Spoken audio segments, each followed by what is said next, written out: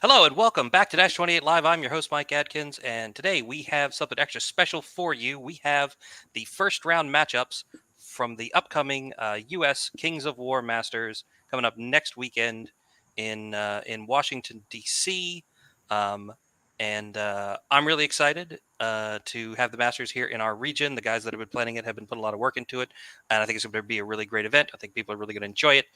And I'm excited to be here with these folks to talk about what we're going to see next weekend and to explore the community's opinions on people's chances at this year's Masters. So joining me, I've got Mike Rossi, now author and podcaster and Northeast Regional Rep, Mike Rosty. Welcome, sir. What's up, buddies? How we doing? We also got Countercharge co-host and West Coast Rep for the Masters Council, Jeremy Duvall. What's up, Jeremy? Hey, guys. Excited to be here. Should be fun to hang out and talk shop for a little bit. Yeah, absolutely. So that's both coasts covered. So now I need some people from the middle to make sure I got the whole country covered. So I've got that from the south and the Rules Committee, Mr. Matt Carmack. How you doing? Hey, everyone. And from the mountain region, I have Mr. Travis Tim. And the reason that he's here will become apparent very shortly. How you doing, Travis? I'm just Adam's fill-in, let's be honest. Not true. Not at all true. He would have taken you up on this offer no matter what. He would have. It's true. But also I'm delighted to have you here. Again, the reason why will become apparent soon enough. So yeah, the Masters coming up next weekend. We're also having Best of the Rest along with it. So that means over the course of the next week, we're going to have some information for everyone who's planning on coming to the event to help make sure things run smoothly. Nova Open is a very fun event if people haven't been to it before. The policy on outside food and beverage and alcoholic beverages is gloriously lax, I would say. So we're going to have a great time. And yeah, we'll just be on the lookout for more information both over the course of the week and, of course, during the weekend. We're going to try to keep everybody on the same page and everything running nice and smooth. So let's get right into it and start talking about what we're here to talk about. Let's start talking about the Masters. So instead of doing the standard approach to a matchup cast, I kind of stole the page from Matt's book and instead decided to poll the community for their opinions. And so a big part of what we're going to do on this broadcast is talk about the polling results. So first off, we had 57 people answer the poll. So thank you to everyone out there, including our panelists here, for taking the time to go through and flip 32 coins to vote for who you think is going to win. And in terms of the fantasy draft, we had 31 people draft fantasy teams. So also thank you. I hope you guys are going to have fun watching how your team performs over the course of the weekend. Yeah. So as I think I mentioned earlier, I'm happy with that turnout. So I think what I'm going to do is whoever wins the first round poll and whoever wins the fantasy draft, I'm gonna ship them a free item from the Dash 28 store of their choice, like a mug or a T-shirt. If you don't already have, a Jesse Cornwell Memorial T-shirt, we can hook you up with one of those. So I will keep an eye on those scores and reach out to folks who win. I know how I'm going to do tiebreakers and things like that because I asked people to pick like who they think is going to land on the podium for Masters and who they think is going to win Paragon and best region. So we'll use those as tiebreakers, and we'll see. So if you've submitted both of those, I will paste some URLs up in various places that you can use to follow those results over the course of next weekend to see how many of the first round matches you got right and how your fantasy team is doing compared to all the others. So yeah, keep your eyes open for that so you can follow along next weekend. There is one thing I want to discuss about these, since I am giving away prizes now. It means something. And that is what happens if anybody drops from Masters now that the poll and the draft are closed. So if anybody drops from Masters and gets replaced, I'm just going to drop that match from the poll entirely. It's just not going to count. And if one of the players that you drafted drops, you can pick a replacement before the round 2 pairings are posted on Saturday morning. If you just send me either via email or on Facebook message or however, and just let me know that, hey, one of my players couldn't make it to Masters, I would like to pick this guy instead, and I'll be happy to sub your guy in. If you don't, I will just sub your guy in with whoever actually takes his spot, like whichever Merc takes his spot, which is the fairest way I can think of to do it. Hopefully everyone will show up and everything will be fine and won't have to do anything like that. But if there are any drops, I'll try to post it in the various places where you would expect to find such things. So be on the lookout for that. I'll try to make it nice and conspicuous. And if it's someone that anyone actually drafted, I guess I could email those folks and let them know, hey, you need to pick a replacement or something like that. We'll see. We'll see what happens. Hopefully everybody has a smooth time traveling and everybody can show up and it's not a problem. What happens if we don't make it to day 2, though? We might need a contingency plan. Mike and I might not make it with all the rum we're talking about. So I mean, I don't have Billy around to keep me, coasting. I mean, I might just faceplant day 2. If that happens to you day 2, sorry, we're already past the thing. I'll think about it. Maybe I can do something funny about that. We'll see if anyone actually pulls like a Mike Austin and no shows day 2 of a tournament. All right, so let's get into talking about a little bit more of the poll results. So I asked people to pick their top 3 Masters picks and their top 3 Paragon picks. And the number of votes people got here on the stream. And as you can see, Travis Tim was actually the number 1 person picked to win this year's Masters. So that's why I'm excited to have him here on the broadcast. He is the community favorite to win this year's Masters. Now that I've thoroughly jinxed him, we can go on to the rest of the list.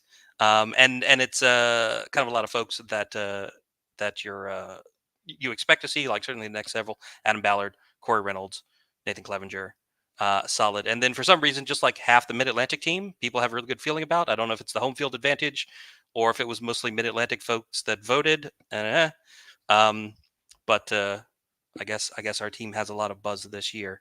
And then looking over at the top 10 Paragon picks, you got Corey Reynolds right up there at the top. Bart Kohler, Greg Person, Marcelo, Adam again, Jeremy. Getting some shout outs for Paragon there. Zellemeyer, Travis again. And we have a few folks here who are not in the Masters top 10. That's Bart and Greg and Jeremy and Gabe Toth. Kind of interesting to see a lot more. Like the top Masters picks are a lot more concentrated than like the top Paragon picks like that. That one a little further. Anybody got any thoughts? Anybody want to kibitz about these results at all? Other than the obvious, well, I guess mostly Mid-Atlantic people filled out the survey. I don't know. I'll dive in. Like, the thing that I noticed the most, one, yes, Travis Tim. Yes, Travis Tim. It should always be Travis Tim. Until he wins, it's Travis Tim, right? It is known, right? It's just known I can fall short. Right. And tie. I always have that draw. I'm really good about tying or losing to Mike Adkins round 1. So well, I'm not playing, so you don't he's not playing, right? Yeah. See, right. I just wish I could fail like you, Travis. That's all I know, right? I fail like me, and notice how that name is nowhere on here. It is nowhere on here. No, mine it's on here. Is nowhere on here. Right. It's right in this bottom corner that says Oscar the Grouch. That's right. Right. But so you're on here. I do think there's a point to be made about the Mid-Atlantic team, insofar as like some of these guys, Alan Boehner, I think is an excellent dark horse that no one is seeing. Because I don't think he's been a Masters. He's not really on the national scene, right? But he knows how to play. And the other ones like Marcelo, etc. And once again, I'm not surprised that Jeremy Duvall is up as a Paragon pick, right? I mean, it's a triple threat over there. You're too kind. Well, me and 7 other people thought you were going to be good. Right? Let me know where I send the checks to. No, I mean, it is interesting, right? I think you have in the Masters pick, you have people that are always in the name, right? When it comes to battle, there's not any tournament that you would go to so you would see any of these guys in the top 5 and be like, who, where'd that come from? So some really, really great, really solid players. It's going to be interesting because I know Adam's running back Night Stalkers, right? Very similar to the list that he won Seattle Masters with. That's been nerfed. So that's always interesting, not to have a former champion run it back, but run it back with a list that is worse, Air Mhm. quotes. I say that after he took his UB foot and placed it as far up my intestines the other night with that list. I still think it's amazing. And then you have Corey and Boehner playing Twilightkin, right? Are Twilightkin too good? You know, so it's just, already you're seeing some interesting narratives around what is perceived as maybe an overpowered list or one of the good lists in the meta. Plus, people just taking what they're used to. Lots of drops, lots of bodies, lots of, you know, let's play to the scenario. So definitely some interesting narratives happening in these lists. Absolutely. Yeah, so let's move on to a little bit more of the polling results. Do you want to throw something in, Matt? I'm just going to throw a brief thing in. I think people picked the wrong South player. Oh, So okay. I think Jeff's really good, but if I were to put someone in the top 10, it's not Jeff. And I think that really shows that our named players are not getting out there as much as they should. Interesting. Who are you thinking? Like Jordan or? Definitely not Jordan. No? Okay. Jordan is going to be an interesting one for me. We'll get into that when we get to Jordan's match at some point, because I think right. I was picked to talk about him. But I would say Jesse and Justin both, especially, should probably be up there. All right. Interesting. Okay. We might have some dark horses coming out of the South this year. Yeah. Okay. Cool. All right. So that was most of the results from the poll. Now let's talk about the results from the draft. These are the most drafted players, so the most people who were selected for people's fantasy teams. And again, you see basically all the same names. There was one person who showed up in the top 10 there that was not in the Masters top 10. That's Keith Randall. And Adam and Travis are kind of right there neck and neck. Again, I don't think any of these are big surprises. You know, if people think that somebody's got a good chance of winning Masters, it's also likely that they're going to get drafted onto fantasy teams. And then in terms of best region picks, you know, watching how the poll developed over the course of like the week and a half it was open, like Mid-Atlantic and South were basically like neck and neck up until the last few days, and then the last several people that submitted results went Mid-Atlantic. So people are, you know, skewing heavy towards that home field advantage, I guess. I don't know. You guys have any thoughts on this?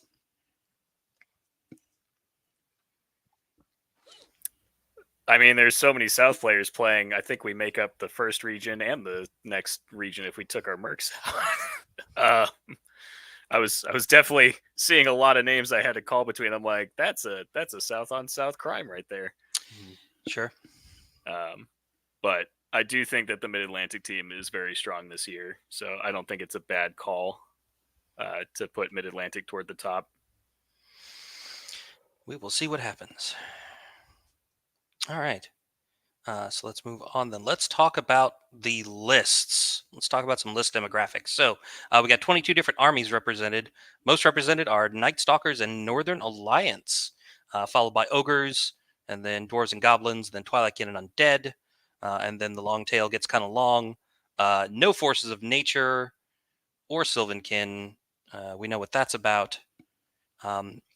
I expected maybe like one or two more Twilightkin and maybe not quite that many Northern Alliance, like certainly a lot, but I wasn't expecting them to be tied with Night Stalkers. What do you guys think about the list breakdowns?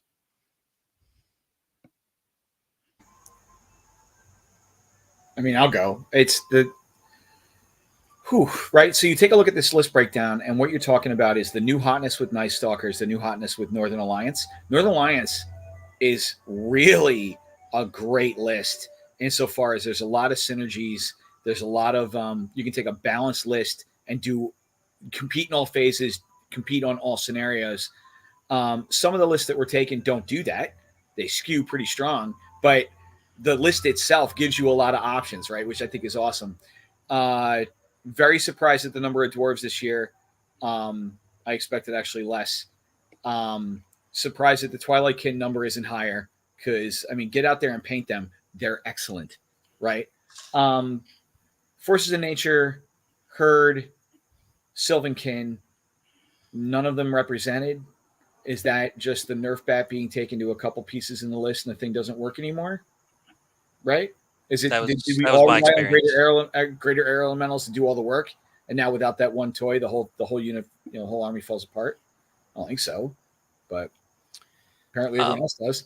I mean, I don't know that it necessarily falls apart, but trying Forces of Nature after that, it definitely felt like they lost a step. So if you're trying to be competitive, I think that build just doesn't work right anymore. Sure. I see it. Yep. And I mean, I mentioned it before, right? Night Stalkers, one of the newer, some newer updated models, along with Northern Alliance with updated rules, and even, having been toned down a bit. It's interesting to see that they're still, a popular faction. And I wonder, I mean, I think probably list wise, I think model wise, this strikes me too as an easier army. This is army loves speed paints, right? So it's an army that if you haven't played before, you could get it on the table pretty quick, I think. So I wonder if some people saw some success that Night Stalkers have had over the last couple of years and are switching over, or maybe this is a delayed reaction of wanting to get stealthy places. I mean, but I see that as a reaction to the prevalence of 18-inch shooting, right? Yeah, that's what I'm thinking too, right? The other thing I noticed is that we have 6 ogre players, and I don't think any of the people that the fans thought were going to be in the top 10 are ogre players, right? So not really sure what that says about them as a list, but apparently enough people still have faith in them to bring them, right? And I think people just love ogres. Ogre players who play ogres love ogres, I think, to some extent, right? It's the guys who, Sure. They just love playing meat smash. So and the model range is solid. And again, when you have armies that are large infantry, right, they're easier to get assembled and put together and on the table quick too, right? And they're easy to fly with. Easy to fly with, right? To me, I always feel we're always in the 4 to 6 of ogres. It's like never at the bottom or never super at the high, but it's always a solidly picked faction. To throw a little bit of data on this conversation, this list is pretty matched up with what I would expect. The only things that stand out to me as being a little off are Northern Alliance and Night Stalkers, or maybe 2 places higher than I would have expected. I would still expect to see ogres, goblins, dwarves, undead, all at the top because they're just popular armies, period. I think the fact that Or the Green Lady is that high up is more about the people who are bringing it, not about a sudden surge in popularity. I'm a little surprised to see Empire of Dust so far down. That's probably the only one that's off on the bottom side of the spectrum to me. Everything else is like, this makes perfect sense to me. Maybe I might have expected to see an Order of the Brother Mark instead of a Noble Undead.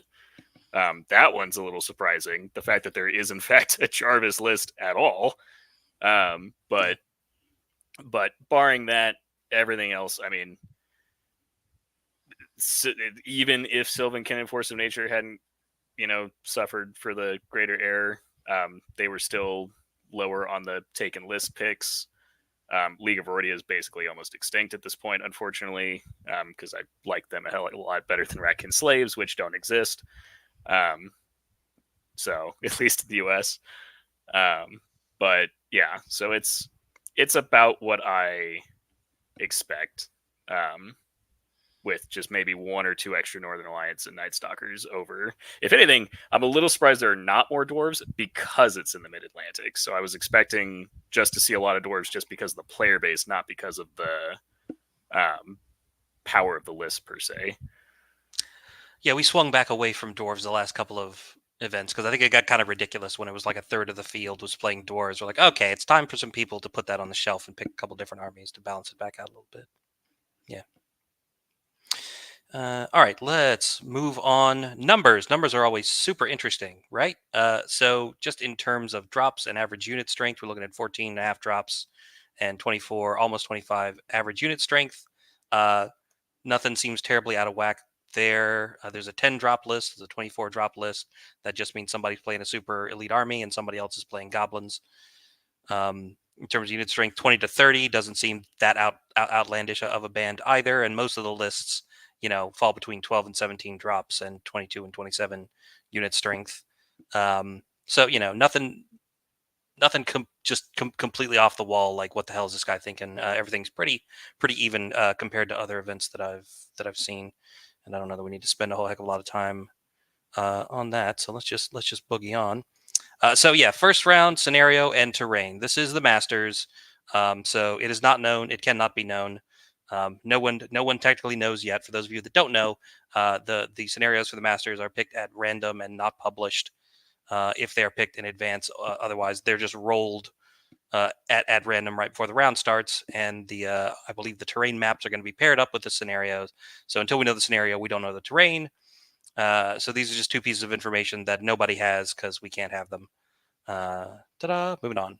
All right, so now we're going to start going through the matchups. This is a standard disclaimer. This is all in good fun. Don't take it too seriously. If people say they don't think you have a good shot at winning, that doesn't really mean you have no chance at winning, because this is a game with dice and shit happens.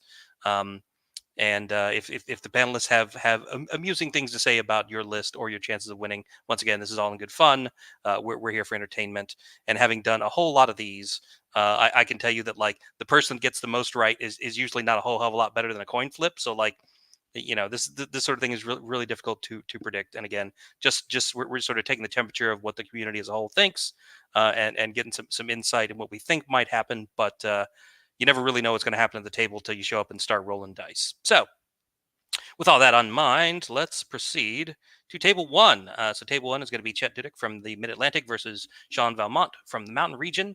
The polling results skew just a little bit towards Chet, but this is pretty close at 53 to 46%. Chet is playing Goblins, and Sean is playing our, I think, maybe only Riftforge Org list. Over on Chet's side, he's got 22 drops at 28 unit strength. And on the Riftforged Orc side, we got 14 drops at 20 unit strength. So kind of right about in the sweet spot there. Looking down Chet's list, it's kind of standard for what you would expect to see in a Goblin list. A whole bunch of Rabble Hordes, a whole bunch of Sharp Stick Throwers and Trombones, Mincers. He's got Grony Snark. He's got a bunch of Kings on Chariot. Looking over the Riftforged list, he's got kind of a little bit of everything. He's got a couple of God Speakers and a Rift Forger, double War Drums for all that support. A couple Fight Wagon Legions are kind of the big bulky part of this list. He's got Thonar, the living legend character. So for this matchup, Travis picked Chet and Jeremy picked Sean. So Travis, why do you think Chet has the edge in this matchup? Goblins. I play Goblins. I like Goblins. This is Sean's first year at Masters. He's played for a couple years. So, I picked Chet, so Chet would lose to Sean potentially because of that, right? First up on table one, we got to throw it out there. But no, 22 drops for Riftforge is hard to, get through. And, it's just a tough matchup for Sean's first Masters game, honestly. Him and I have been playing games. Sean's been getting a lot of testing, so hopefully, he'll find a good way to play and turn it. But I picked Chet. Cool. Adam knows Chet. Chet's a good player. I look forward to meeting him. So cool. Yeah, and starting off playing Goblins isn't really the way you want to start your day.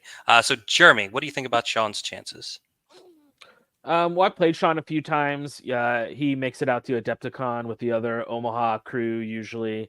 And one thing I noticed this last Adepticon, I could tell those practice games had been getting in there. He played a really solid game. The best out of the few times I played against him, definitely the best strategy. So one, I always like to see players practicing, getting better, playing. Coming out of a tough group like that with Adam and Travis is good practice. And it's tough when you're a more punchy army dealing with that many drops, but he does have a little bit of speed. The Hellstrikers are fast, the Fight Wagons are fast. It's not Orc infantry, you know what I mean? And so he does have the volume of attacks to get through some of those bodies with just, the raw meat. But as you can tell by the poll results, this one's going to be a pretty close match, but if Sean can use some train in the beginning of the game, get in there and punch and not, flub, should be close, I think. All right. Thanks, guys. Let's move on to table two here. This is going to be Gabe Toth from the Mid-Atlantic versus John McCready from the Northeast. This one is a straight dead heat in the poll, 50-50. right down the line. This is a Dwarf versus Kingdoms of Men match. 14 drops, 27 unit strength on the Dwarf side to 16 drops and 26 unit strength on the Kingdoms of Men side. Looking down the Dwarf list, this is pretty standard for what we see in the Mid-Atlantic. Whole bunch of Iron Guard with Mastiffs, the Royal Guard formation, Galax Fury and another Steel Behemoth, and Faber Ironheart, all really popular choices. Looking over at the Kingdoms of Men list, we've got 3 Hordes of Beast Cav, bringing the pain. A couple of Wizards on the Pegasus mount for chaff, and then triple General on Winged Beast. That's a whole lot of flying around for the Kingdoms of Men list. Let's see. In this match up, Matt went with Gabe, and Jeremy went with John. So, Matt, why do you think why do you think Gabe's got this one locked up? For the record, I barely think he has it locked up. Like, calling it locked up, I think here is a stretch.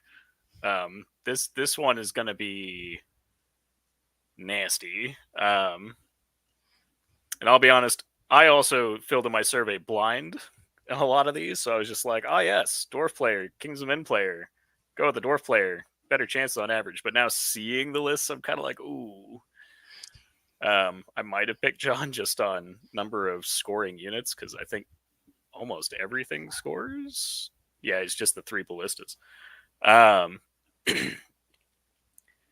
do still think it's Dwarves, though, and it's still defense 6 on a lot of things, and Kingdoms, while getting a pretty good boost with the Beast Cav, are still having to deal with defense 6, and the only things that he really has are the Generals and the Beast Hordes, and I've just watched those things bounce so many times when they need to. And the Bowman regiments are cute, the ballistas are nice, but I think there's more poke on the Dwarf side, so if I were still a betting man, I'd still probably give the Dwarves an edge, just in better army composition as a whole. They just do a lot of what Kingdoms of Men does, but better, except for the speed thing. So it'll be, if anything, this will be one to watch for me to get some data on, was that enough to make Kingdoms relevant? Still give the edge to the Dwarves, but I do think it'll be exceptionally close. All right, and Jeremy, what do you tell us what you think about John's Kingdoms of Men list? I just read it and I thought it was, I thought it was a cool list. It was cool to see Kingdoms of Men taking the updated Beast Cav. I think scoring flying like mini dragons, whether it's a general on a winged beast or an Urhalohi, that's tough for dwarves to play against scenario wise. And just in general, they're tough to play against scenario wise. Having those tools at the end of the game where you can fly onto really some objectives can be really good. Especially if you haven't planned out your speed well as a dwarf player, being where you need to be, flying around. So I like that there isn't a lot of character flub in the Kings of Men. It's everything. I got everything. I'm going to play to the scenario. I don't care if you kill my own army. I'm going to try to position, maneuver. It like plays out in my mind fantasy, like how I think Kingdoms of Men would play. So I just thought it was a cool list. Cool. All right. So yeah, we will see how that one comes down. I think that might be our only exactly 50-50 split in the whole poll. I think we'll see. Moving on to table 3. So this is going to be Greg Person versus Justin Robbins. This is the Northeast versus South matchup. Again, the poll skews a little more strongly towards Justin at 60%, 61 to Greg's 38.9%. This is another dwarf match up against ogres. 15 drops and 21 unit strength on the dwarf side to 13 drops and 23 unit strength on the ogre side. Again, pretty standard looking dwarf list. Iron Guard with Mastiffs, some sharpshooters, Galax Fury, Faber Ironheart, a couple of organ guns, and a Shieldbreaker Horde. Looking over the ogre list, also, I feel like this is pretty standard for what you see at ogre these days. Triple Siege Breakers, triple Warlocks, Nom Nom, some other stuff sprinkled in. A couple of Giants is kind of a nice inclusion. I kind of like that. The Warrior Regiments, I think, are pretty sturdy, thick chaff. So, let's see what we got here. Matt, you picked Justin's Ogres. Why don't you tell us what you think about this Ogre list? Justin is one of the players that I think people are sleeping on. I think last year was a little bit of a fluke for both him and Jesse, but Justin's been playing this ogre list religiously, it feels like, since he started playing in the South, and has done extremely well with it in the past. It's pretty much minus the Giants, which does seem like a new swap in. I'm trying to figure out what he swapped out for that off the top of my head. But I do think it's a good swap, and it's definitely going to help him against all these defense 6 dwarves to have 2 things that are crushing for just available. It's also just everything else in the list, though, I would argue, is quintessential. That's the word I'm looking for. Ogres, like it is the 3 warlocks. It's Nom. Even after the nerfs to the like the subtle nerf to the warlocks, they are still freaking amazing. It's like it's just a really strong list. Siege breakers are really freaking good. They push out all the other options. And Justin knows how to pilot it. He knows how to box, and I think he can outplay dwarves that don't have enough poke shoot. I know I just talked up the poke shooting in the last one. Here, though, I think Justin has the recovery options to keep his stuff around through the poke, basically. All right, and Mike, you picked Greg. Tell us what you think about Greg's chances here. So I can agree with everything Matt just said, to be honest. I picked Greg because Greg is magical. This is going to sound non-scientific, man, but that dude plays the scenario the entire time. Every time I talk to him, he's like, it was tied going into 6. This flubby thing happened on his side or my side. He's never out of it in turn 4. You know what I mean? And he's been playing dwarves the entire year. There's no denying how good this ogre list is. Everyone takes it, right? If you take ogres, this is what you build. But I think that the fact that, well, let me put it this way. Depending on, I hate to say depending on the scenario, but any scenarios that are token-based where you have to go wide, I think that actually Greg has got a slight advantage, to be honest. I think that he has an advantage over the ogre list because of the way that his army plays. But I think that's it. Yes, I did say the thing. Get to drink it. You're going to be hammered by the time the night's over, friends. So that's my thought, is if it's token-based and he has to spread out wide, I think Greg has a much better chance. So all right, cool. All right, let's move on then to table 4. This is Ed Fiske versus Matt Temple. Ed is merking for the Pacific Northwest, and Matt is from the Midwest. People skewed the poll skewed pretty heavily towards Ed, 77% for him, and 22% for Matt. Ed is bringing ogres. It's similar to what we just saw, just with some more siege breakers and some more berserker bullies. This is Ed's pretty standard ogre list, and Matt is bringing goblins, also pretty standard for what you expect to see out of goblins. The goblin formation actually seems kind of popular among people's masters list, which I thought was surprising. I feel like I haven't seen that around here a whole lot. But it's 5 hordes of rabble and trombones and sharpstick throwers and groany snark, and triple flaggots with the trickster's wand and the boomstick and the loot. Pretty good, pretty solid goblin list. So let's pop back over here. Matt, you picked Matthew to win this one. Why don't you give us your thoughts on his goblin list? This was a purely blind pick, so I'm going to try to justify it with some raucous explanation that totally makes excellent sense and has nothing to do with player skill or the list that they brought to the table.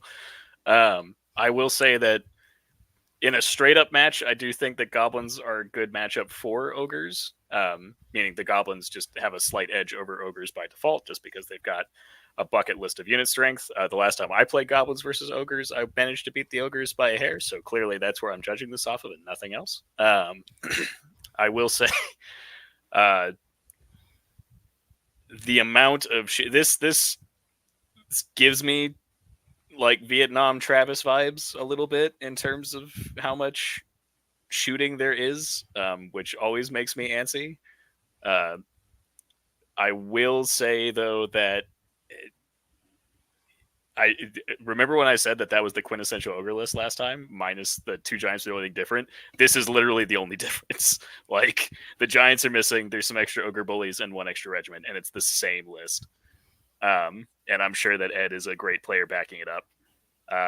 So I'm sticking with my vote, but I'm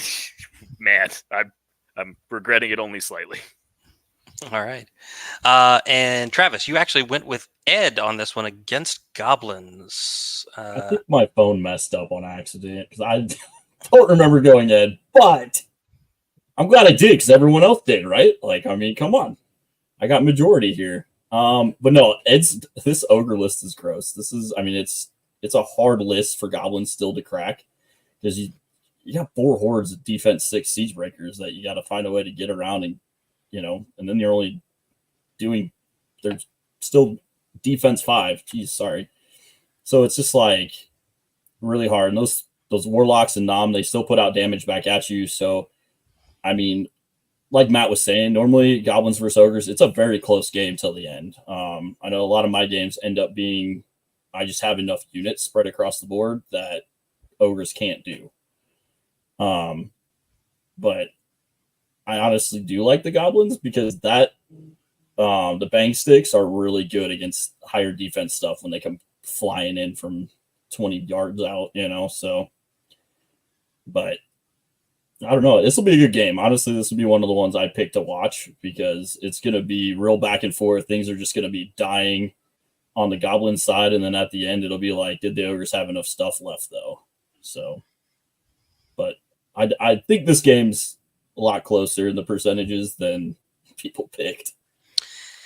I think I agree with you. I mean, Ed's a very good player, but I was a little surprised at how high the votes were in his favor. All right, but we will see what happens with that one next Saturday. Let's move on to table 5. This is Chris Pelletier versus Devlin Smith. This is Northeast versus Southeast. In the poll, people lean towards Devlin a little bit at 60%, basically 60-40. Chris is playing Undead. Devlin's playing Halflings. They have the same number of drops at 14, with 1 more unit strength on the Undead side at 28. Looking over Chris's Undead list, he's got Zombie regiments. He's got a couple of Wraith regiments. And some Mummy regiments, so a whole lot of staying power there. He's got a Zombie Troll horde, a couple of White hordes, Death Pack regiments, which you don't see all that often. The Gorbolite, Lich King, and of course Morgoth the Mandatory.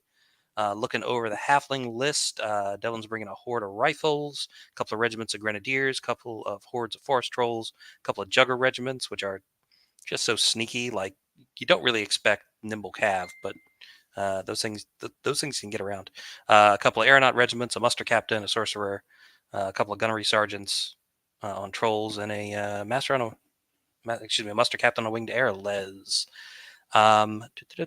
Travis, you picked Devlin to win this one. Yep, solely because I love Devlin. Haven't met Chris yet, or if I did, sorry, Chris, you took Undead, and I hate Undead. That's pretty much it, honestly. Fair. Checks out. Fair. And Mike, you of course went with Chris. He's from your region. What do you think? I would say, Travis, if you meet Chris, you'll love Chris too. So I love the Halfling list. It is balanced. It has a lot of tools. It flies all over the place. It does stuff. But Chris plays a suffocating style of Undead where you can't get flanks. He doesn't give you anything to work with. Nothing. He plays so intensely tight. And I think Devlin's list is looking for those openings, right? And I would imagine, having played Chris a couple times, that Chris will offer up something small, and Devlin, out of frustration in turn 4, will go take it and then lose half his army. That is essentially how Chris's list runs. It is just, once again, based on player skill and the way that he approaches the game. I think the matchup is going to be awesome. And once again, Devin, I love your list way more than Chris's list. But like I said, I played Chris. I know how he plays. It's going to be hard, right? Hard to find an opening. But yep. It'll be a fun table to watch for yeah, certain. Absolutely. Couple of nice guys, couple of fun guys to play with. All right, moving on to table 6, we have Adam Marcurella versus Richard Comstock. This is the Mountain versus South, and this is another like 60-40 split on the poll, leaning in Richard's direction. This is Elves versus Empire of Dust. I think this might be our only elf and our only Empire of Dust, maybe. 13 drops, 22 unit strength on the elf side versus 14 drops and 21 unit strength on Empire of Dust. Looking down that elf list, he's got 3 regiments of Glade Stalkers. He's got both Silver Breeze and Stormwind Cav. He's got just 1 Drakon Rider Horde, triple chariots, Nobles on War Chariots, and the Kalar's Hunters with the Drakon Rider regiments and the Lord on Drakon, which I feel like that's right. Keith Randall brought that is bringing elves too, isn't he? Silly me. But yeah, I feel like I don't know about you guys. I think every time I've seen elves in the last year or so, they've had that formation. So I think it's pretty popular. But I don't see a ton of elves anymore. Looking over the Empire Dust list, he of course has Shobik, like you would expect, and the Monolith and the Soul Snare. He's got a Bone Giant. He's got a pretty good number of mummies and a horde of spearmen, and then some other support pieces and some characters. I believe this one was So everybody on the panel that voted for Richard on this one. So Matt, why don't you tell us why this Empire Dust list is going to beat this elf list? I think it's going to be close. I do think that this is a strong elf list, especially having played something very similar to this over the weekend. And it is definitely something that EOD can struggle against. However, I do think that Richard has a much better box than mine. My box is designed to like cut things off and shut things down that are like elite hammery lists, and Richard's is designed to just never fucking die. Pardon the swear. And I think Richard has just come a long way in 1 year. He went from being what I would call a lower table to like mid table to like now he is winning events. He knows how to play this list. And so I think he'll know how to box and play it safe. And that's what it takes to win. All right. Good luck to both players, and let's move on to table 7. It's Ben Tersh from the Northeast versus Justin Lengel, who's from the Mid-Atlantic, but is marking for the Pacific Northwest. This was like a 70-30 split on the poll towards Lengel. This is a Trident Realm versus Northern Alliance matchup, 15 drops and 25 unit strength on both lists. Ben is playing Trident Realm. He's got a couple of hordes of Gigas, a couple of Knuckers, a couple of Coral Giants, a couple of Death Power Eternals, just one regiment of Thule. It's kind of a little bit of everything Trident Realm list. And Lingel's Northern Alliance list is a couple regiments of Pack Hunters, 4 Ice Elemental Hordes, and a couple Frostclaw Rider regiments with some Snow Fox regiments thrown in, a couple of Ice Queens for support, and triple Snow Troll Primes, which I really like. I think they're good utility pieces.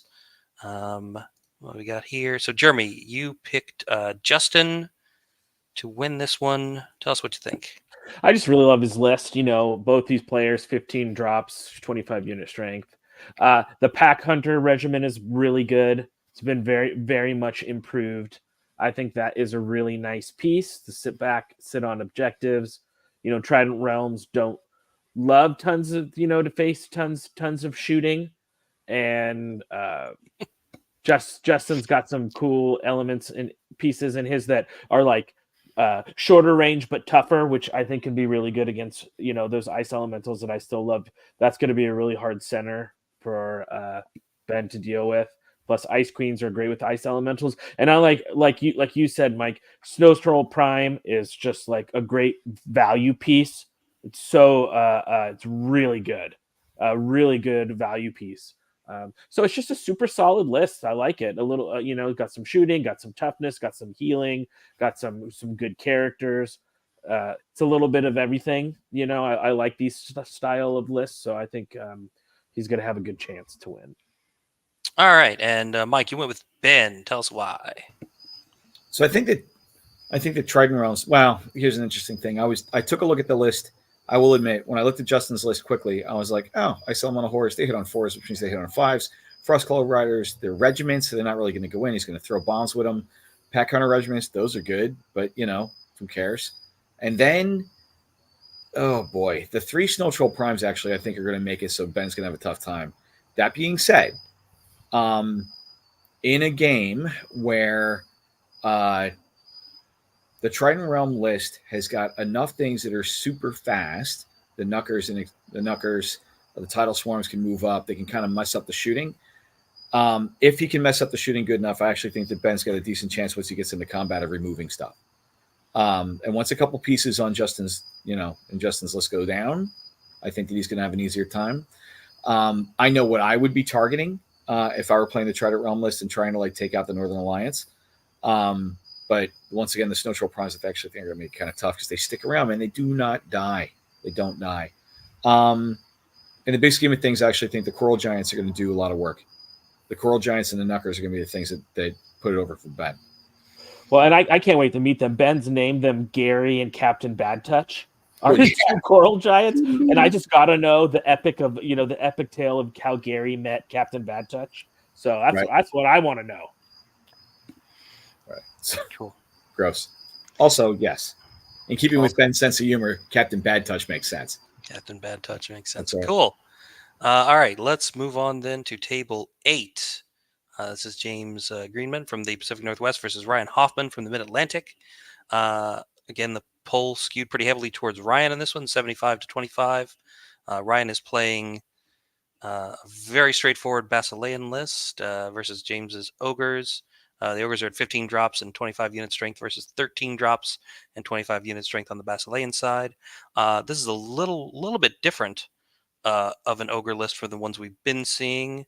He's got the big deal. He's got some Sarges with heavy crossbows, and he's got some red goblins and some hunters. And over on the Basilean side, it's basically like Alohi and Flaming Birds with some Panther troops and a wizard, because I guess you need one thing that isn't flying or speed 10. So yeah, Triple Phoenix with Samacris with a War Wizard, a couple Gur Panther troops, and then 2 regiments of Alohi and 4 hordes of Alohi.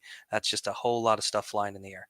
All right, what are we up to here? Matt, you went with Ryan on this one. Tell us what you think. So it was about this time in the voting process that the Dropbox was working and I could actually read the lists. And this one I was just like, yeah, this is a straight up massacre. You'll notice how the other 2 Ogre lists didn't have a lot of the stuff that this one has. That's because that stuff isn't as good. And the Basilean one is just a tried and tested. The only thing I think that's missing is Bark shit on the War Wizard's a little weird. I don't feel like you need it as much for the Phoenix Chaff. I think that's what the intent is here, but but everything else I'm like, yeah, no, this just makes perfect sense. So no, I know it's for the Phoenix guys. I don't know that it's necessary to have it for the Phoenix. But yeah, I mean, everything else is exactly what I expect out of Basilean Alpha Strike Shindiggery. Like, it's going to hit, it's going to break stuff, and whatever it doesn't break is he's going to be able to pick all the fights he wants, and you're not going to be able to kill it if he plays it right. So yeah, I think 9 out of 10 times I just go on the list on this one. All right. And Jeremy, you actually picked James in this one. Are you like turning in your Basilean card or what? No, this is my protest vote because I'm so tired of it would be awesome if you could play Basilean a different way from this, is what I'm saying. It would be so great that if this wasn't the only Basilean list people were playing at high. I keep trying, man. I'm not playing this list, but I'm not winning, and I've come to grips with that because I'm playing a different list. It would be great for that faction to have more competitive builds at the highest level of play besides this. Listen, man, some people think Alohi just don't see play, apparently. Okay, sure. That's like you know, your facts are believe me, bro. That's your evidence, you know. But no, I mean, this is the nasty list, right? This is the Basilean list. He's got it. I mean, all the high end lists are this flavor with some accoutrements or whatever of Alohi and Phoenixes and all that stuff. I mean, what can you do? It's super nasty, but maybe I should have voted for it so that if it wins, it will be like, we got to do something about this. But anyway, we'll see. A boy can dream. The protest is heard. Thank you. Yep. Dream you will. All right, let's move on to the next table. Oh, look there. It's Jeremy Duvall from the West Coast versus Jesse Garrett from the South. The poll is very close on this one, nearly a dead heat, just leaning ever so slightly Jesse's direction. Jeremy is, of course, playing Basilea at 13 drops and 24 unit strength, and Jesse is playing Abyssals at 14 drops and 24 unit strength. Looking down Jeremy's list, it does look very different from the Basilean list we just saw. He's got Ogre Palace Guard, he's got Knights, he's got Nias, and a Sisterhood Infantry Horde. Over on the Abyssal side, he's got a bunch of Tortured Soul regiments, which I think are pretty good, a couple Croniuses, a couple of Moloch Hordes, Zazuza the Betrayer and the Well of Souls, which is pretty cool. And I believe the entire panel voted for Jesse. So I'm not going to ask Jeremy to explain why he's not going to win, but I will ask Travis why he leaned towards Jesse on this one. I did because I thought I'd get to argue with Jeremy picking himself, but he didn't. So I guess here we go. No, Jesse's a really good player from the South. I played around him a lot. Adam's got to play against him, and his Abyssals are really hard to beat. I mean, he plays a real nice stock Abyssal list that has a lot of synergies, and I mean, it's just a really hard list. And as far as Jeremy goes, well, he doesn't have faith in himself. So I don't know, but other people, Jeremy, have faith in you. 45.5% of the people do. So you got this. All right. Anybody got any other thoughts on this match, or should we go ahead and move along? This was my hardest match to pick. And I literally gave it to Jesse based on, I didn't even realize Jeremy was playing his Basilians and not the Twilight Kin. But I was going to give it literally just on, I know Jesse's been practicing and I know Jeremy's been busy. And that was literally going to be the only deciding factor. Otherwise, this is the only game that I wish I could have written draw. Fair. Cool. All right. So that is it for table 9. We've been at this for about an hour. So let's take like a 3-minute break real quick to stretch, get drinks, go to the bathroom. I'm going to put up the title slide, but you guys are going to want to mute your mics because the mics are still live. And we'll be back in about 3 minutes, everybody.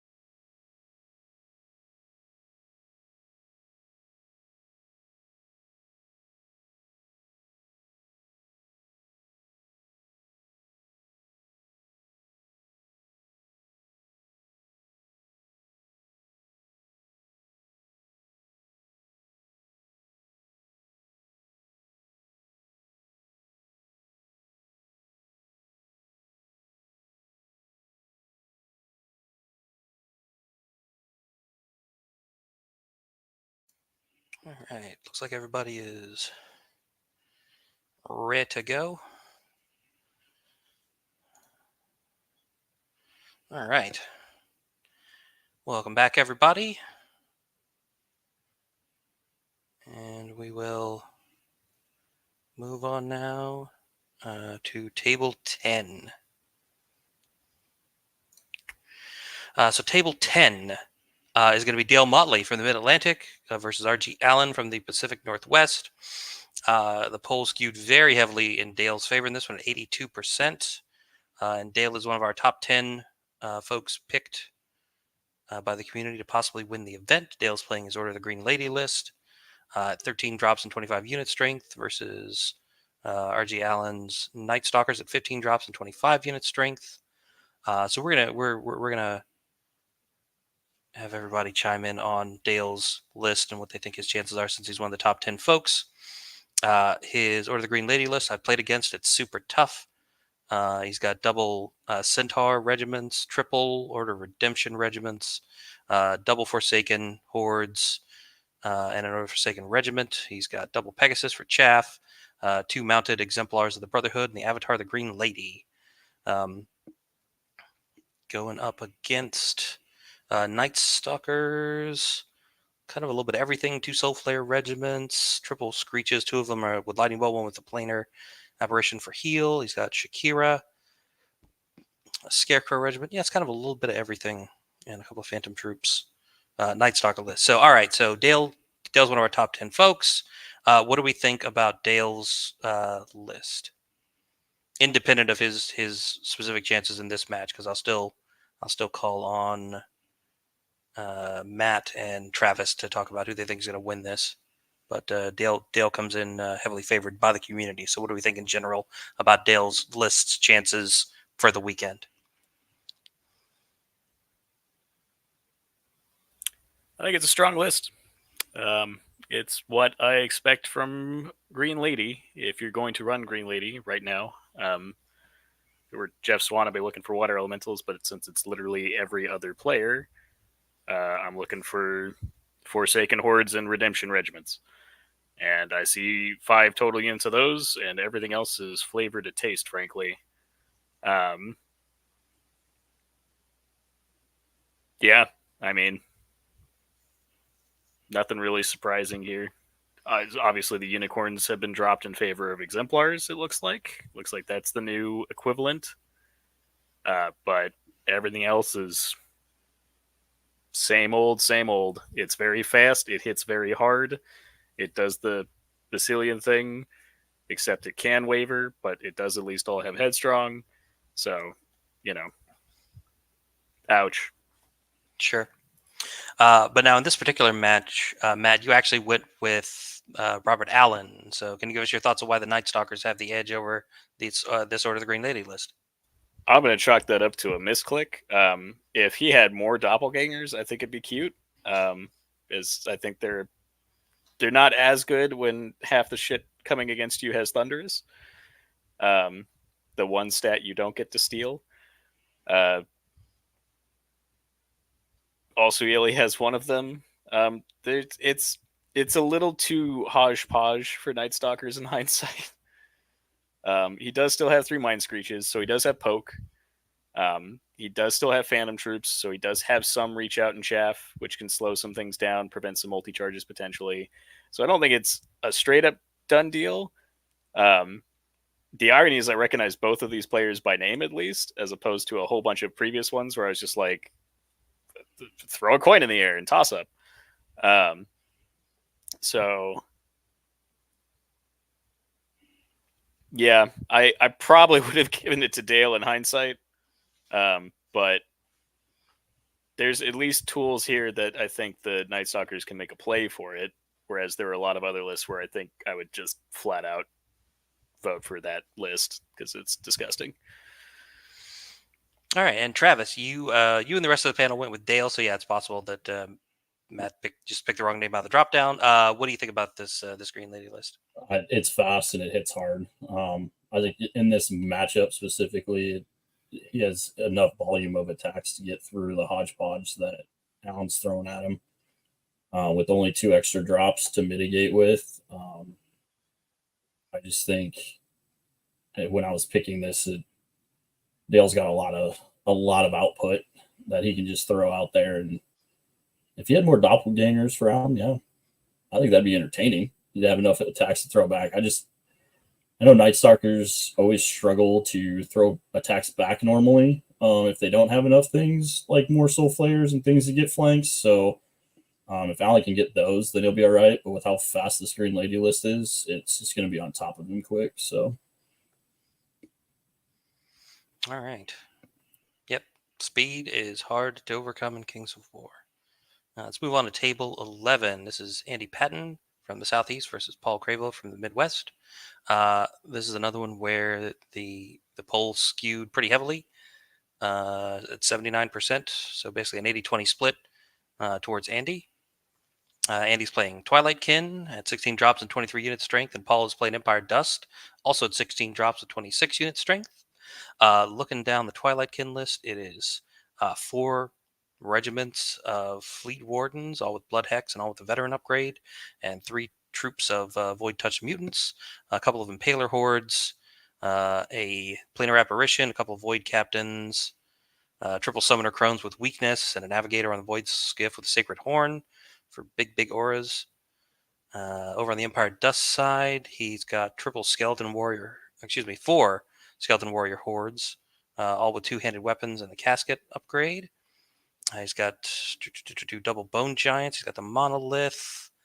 I think that's the only one of the usual suspects that you see. No Shobik or Soul Snare. He has he's got a couple of mounted Revenant Champions and Ros the Undying, which I think does synergize pretty well with the Skeleton Warrior Hordes, I think.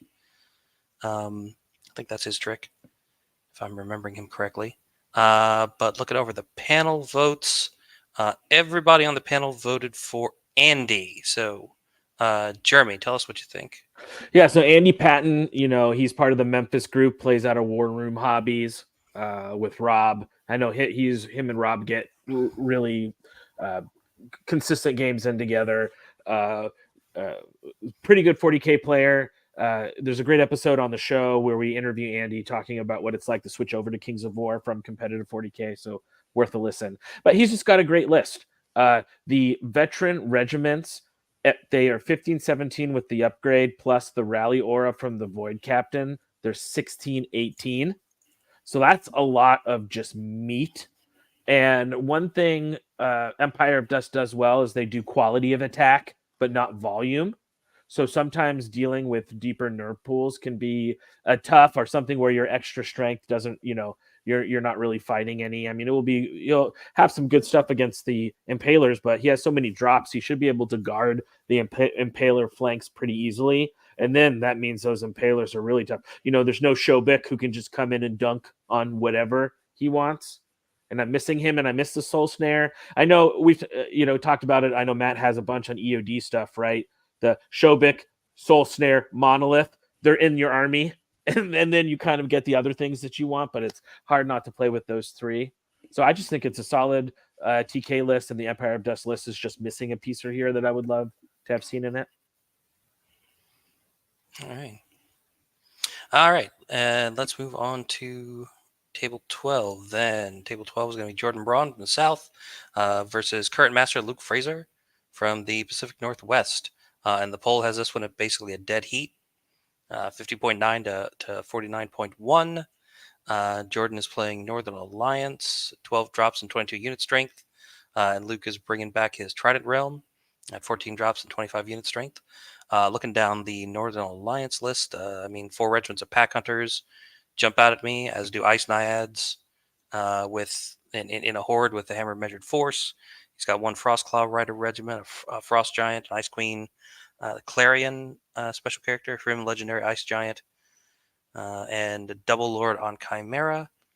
And looking over Luke's Trident Realm list, he's got a horde of Ensnarers, he's got triple Thule regiments, he's got a Worm Rider horde, he's got some Placoderms, a Nucker, a Coral Giant, he's got the Tidebringer, the Centurion with a Trident, Thule Aquamage, an Envoy, and a couple of Depth Horror Eternals. And let's see what we got here. So, Mike, you went with the defending master Luke on this one. Why don't you tell us why? You don't go against the master. That's why, to be honest. Like I took a look at both lists. It was 50-50. And I went, well, Luke's the master. Done. Let's just go with that. And also, I listened to his Luke 2 years ago came in 59th, and then put in work, built spreadsheets, did the math, right? Looked into the future, right? Did the Doctor Strange thing and came out and said, this is what I'm going to take. And he ended up winning the Masters, right? I think he's got a very mature thought process about the game, right? Where turn by turn by turn, he's recalculating, he's figuring things out, he's putting things in positions to push. I think that Luke, at least, from his past track record, I think in a 50-50 matchup, I'm going to go with the guy with proven success. So Jordan Braun's list is mean, by the way. It's mean. But I think it relies on a lot of unit strength 1 toys to do a lot of the work. And I think that Luke might be able to exploit that a lot.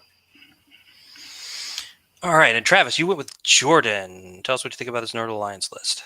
You got to go against the master. Come on, Mike. What's wrong with you?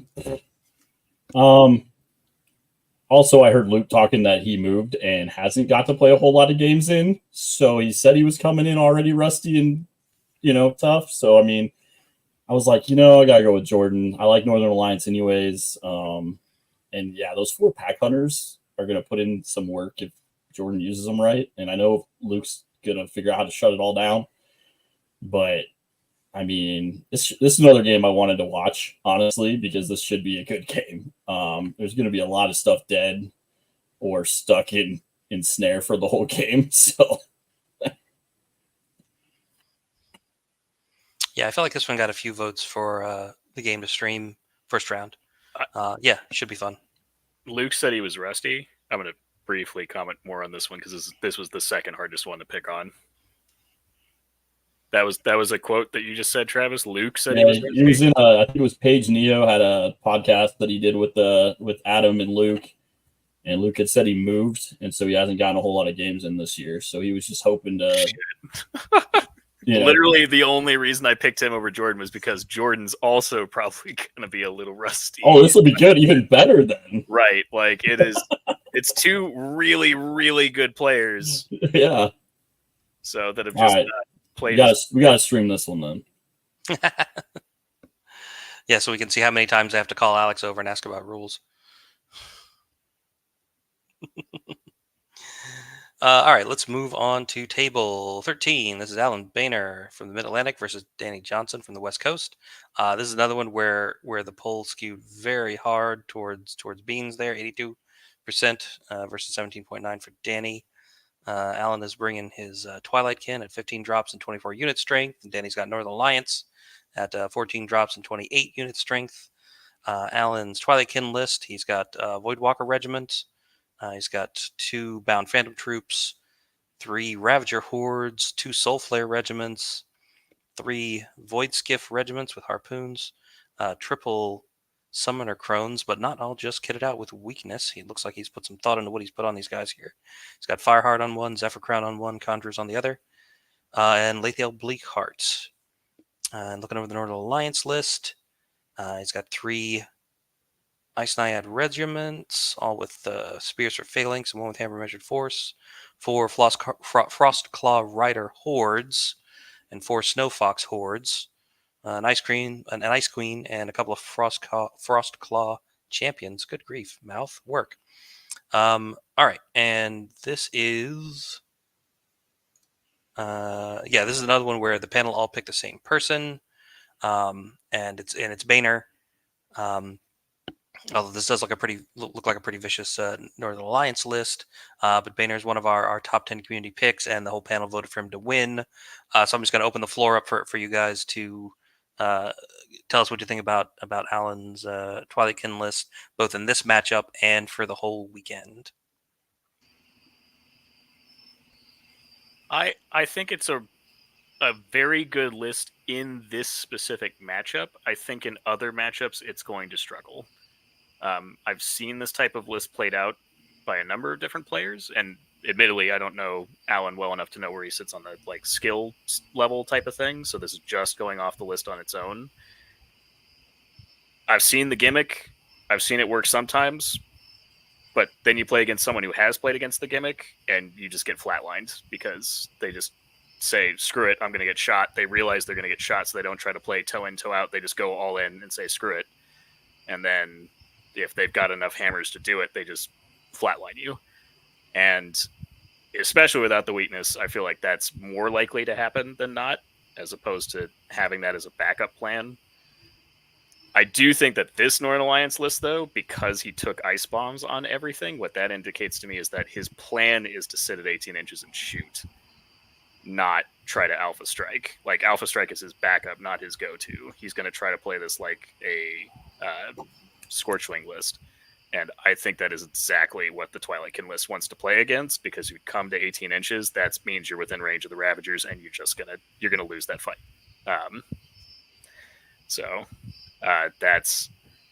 That's generally what I think.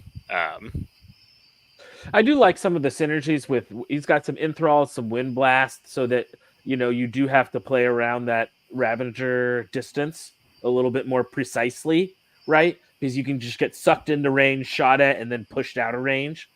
And it's cool to see another Twilightkin list that's, you know, that has some elements in it that is no weakness, right? That's really interesting.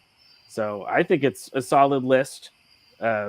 You know, really interesting. Something you gotta, you know, lots of different moving pieces, which is what Twilightkin is, right? So lots of different moving pieces that you gotta fit together. But once you do, it can be really devastating. Really devastating list. And I know Boehner's been playing this, I think, with the Nerdhammer fellas pretty consistently this tournament season. Has been playing Twilightkin and doing well, so. Yep. All right, Danny, good luck. Just be gentle. This is Danny's first Masters. He's one of my little pups that we're raising up. He's a really nice guy, solid player. You might think he's going to lock you up in his basement and murder you, but that's just his thing. Is that I wonder sometimes if he's planning to kill me. But he's just an interesting cat, so you're going to have a fun time. Cool. All right, let's move on to table 14. Table 14 is Garrett Mercier from the Mountain region versus Keith Monok from the Southeast. The community is leaning Garrett's direction in this at 63% to 37%. And wouldn't you know it, we have two Abyssal Dwarf lists in the Masters, and they are playing each other in round one. Hey, you know, shit happens. So yeah, both playing Abyssal Dwarves, 14 drops and 23 unit strength on Garrett's side, and 15 drops and 24 unit strength on Keith's side. They are fairly different lists, though, looking down them for what they're both taking. Garrett's got triple Immortal Guard regiment with throwing mastiffs. He's got a couple of lesser Obsidian Golems with the Charnox upgrade. He's got the rocket launchers. He's got a Hex Caster. He's got the Supreme Iron Caster on Great Winged Half-Breed, which I'm not a huge fan of. But he's also got the Brewing Rebellion formation. Over on Keith's side, he's got 4 hordes of Decimators. And what else do you really need? But he's also got the Brewing Rebellion formation and triple Hex Casters, and also the rocket launchers. I don't know why the rocket launchers are so popular. I've never seen them work all that well, but these guys like them. So this is another one where the full panel all voted for Garrett. So Travis, he's in your region. Why don't you tell us about him? We just love Garrett. So obviously I picked him, but this is entertaining that they have to play each other. 62 players left over, and I mean, come on. But there's definitely a lot of rockets going to be flying. In my opinion, Garrett's got the longer reach before the Decimators can become relevant, and so if that could swing the game for Garrett, in my opinion, just due to that the extra 2 rocket launchers. He's got the Mastiffs that he can move into position, and they both are running the Rebellion. So, plus he's got that, honestly, winged half-breed is actually valuable in this, being able to fly around and find flanks and just out-maneuver those Decimator hordes to shut at least one down. But yeah, I don't know. I think you need to rematch this one up because this is just brutal to both of them. Like, in all honesty, they would love to play anything else but each other. Right. Honestly, it's like. But yeah, I had to go with Garrett, the homeboy, and we know Garrett's got a good track record at Masters, anyways. He does. And I know Monok. I haven't met him a ton, I don't think, but I know his name, so I know he plays a lot too, especially the Southeast boys. But yeah, I had to go with the homeboy. So Keith wants to swap out. I just love seeing the formation in both lists. That's honestly, I'm getting more of a kick out of that than I ever should have.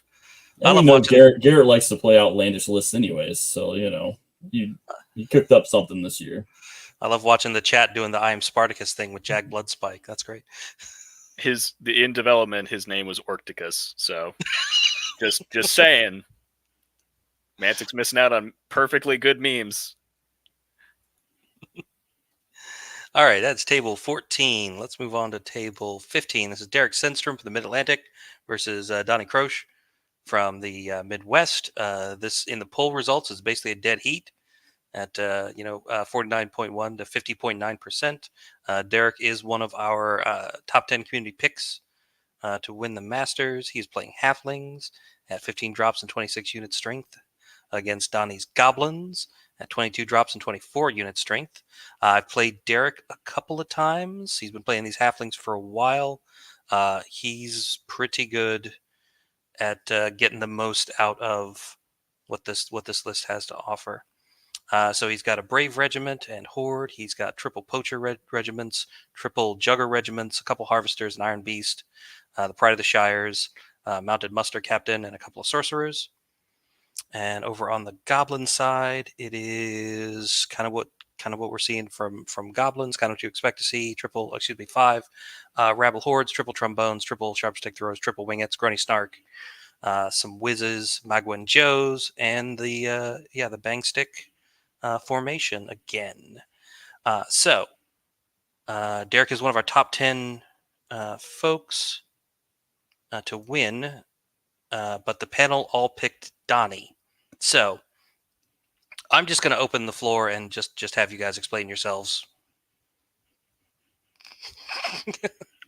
What do you think? Goblins. Yeah. Like, never heard of Derek. Sounds like he's going to be a cool dude. Sucks that I won't be there to meet him. Hope he's like a fun dude. I do know Donnie, and I do know Goblins. And that's a pretty standard Goblin list against a pretty standard Halfling list, and I give Goblins the edge. All right. I know, and sometimes I look at these two lists and I don't know Derek as well as I know Donnie, and I just think of what would I rather face, and to me, I would not want to face the Goblins. I'd rather face the Halflings. So sometimes it's just that Goblin list is just so difficult to deal with. Right, and it's target selection, right? And so you take a look at Derek's list, and I think Derek's list is mean. I've played it. He smashed my face, smashed all the faces, right? But I also didn't have an army that I could deploy the all-important stuff way in the back and be like, pew, pew, pew, pew, pew.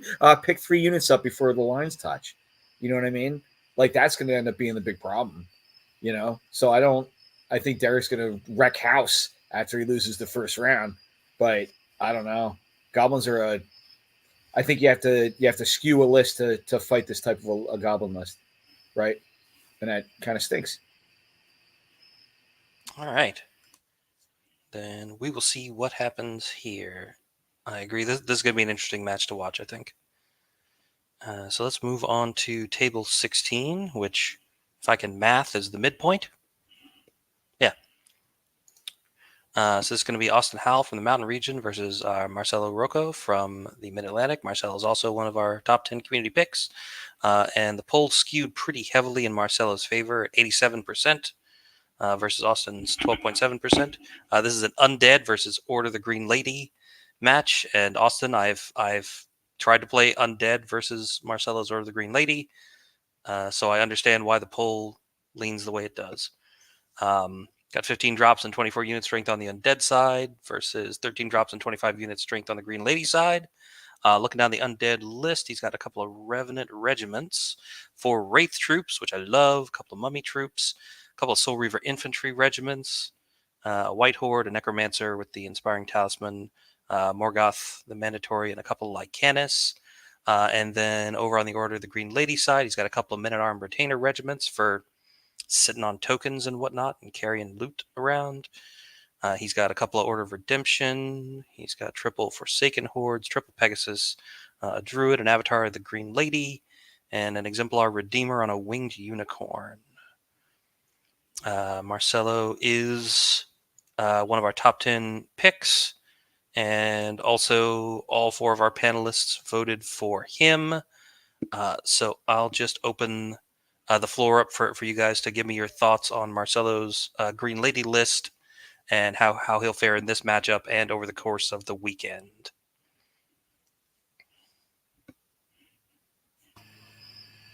Marcelo is a really good player, and the reason why I think I gave him the vote in this matchup. Though I do love the undead list for like this particular list for mitigating what Marcelo wants to try to do. There's a lot of small flying pieces that'll be able to get in the way and kind of mess up the charge angles and things. But Marcelo's really good, not just with throwing the hammers in and having hammers do hammer things, but using his Pegasi and the Exemplar Redeemer to stop you from doing any countering that you want to do. He's going to set it up in such a way where he's going to go in, smash something, be completely safe so we can do another round of smashing before you get to punch him back. It's excellent the way that he deploys and the way that he sends the army out, right? It's really well done, mostly because of his expert use of chaff, right? And so I think that's the difference in this matchup and others, you know. And I mean, he's played this list so much, right? I think this is a list that Marcelo is known for playing, right? This fast Green Lady list, and really. A lot of these lists come down. You got to play right. You got to pick your charges. But like what Mike said, you also have to pick how do I block things, right? Because you're always outdropped. You're always as an alpha player, right? So it's not just the alpha charges you make. It's how do I make sure I'm blocking or denying things? And then it just comes down to dice. As an alpha player, you play yourself into the best situation you can, and then you got to just let go because you either crush like you're supposed to or you bounce. And if you bounce as an alpha player, usually you're like, uh-oh, because that's kind of your thing, right? That's how the army is meant to function. So I would say Marcelo has a great chance to win, and especially if he pulls some hot dice games back to back to back, I could see him 3-0, 4-0, 5-0, right? If he's getting those good dice rolls with this style of list and how it's supposed to play. And Jeremy, to your point, I mean, if you're counting on the dice, you don't want to flub. He's got a lot of redundancy built into his magic items, right? Between the sharpness, the elite, the strider, strength, and drunken ram. Like he's skewing all his dice rolls to like try to mitigate that from happening. So yeah, it's that's a lot one of big points. weakness. He could have had more bros, but he'd rather have the tools do tool things, you know? Yeah, and I think you're exactly right, Mike. It's a great observation. He is doubling down on I'm going to win when I make the strategic charges I want and I pick units up. So he's trying to mitigate that dice variance as much as possible, which in these alpha lists, dice variance is what gets you. It gets you, man, because you don't have all the units. You don't have as much redundancy. So you're a little bit more susceptible to that. So he's definitely teched his units out to help combat that dice variance. But yeah, he can be one that I would be not surprised to be seeing going 4-0, or not surprised screaming in rage for his third double ones in a battle. And he's like, what do I do? You know, so beautiful army too. It is. Yeah, I just don't think the undead player's best chance in this case is to offer up bait while trying to cover everything else that's actually capable of punching the knights back, like the whites and the soul reavers. And then everything that's potential bait is going to die in one hit exactly. None of it's thick enough to survive front charges from those things. And I think Marcelo can just pick the fights, and ultimately that's going to be the problem. Like the Wraith troops just aren't fast enough, and normally I'd like to keep those behind to try and use those for like flanky surge shenanigans, but I don't think he can afford to not have them chaffing for the other stuff, which just means that he's got 8 units of effectively chaff and 3 units of heavy hitters to Marcella's 5. And I think that's what's good. It's going to come down to.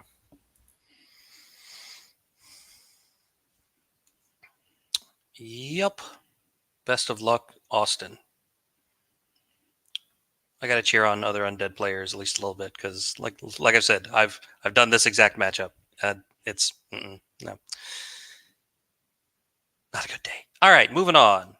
Table 17. We're in the back half. Jeff Radigan from the south versus Nathan Cerrone. I apologize if I'm mispronouncing your last name.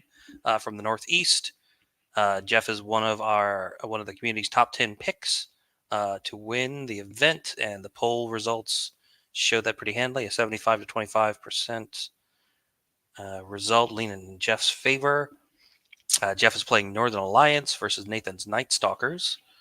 Jeff's got 13 drops that come in at 24 unit strength, and Nathan's got 14 drops coming in at 30 unit strength.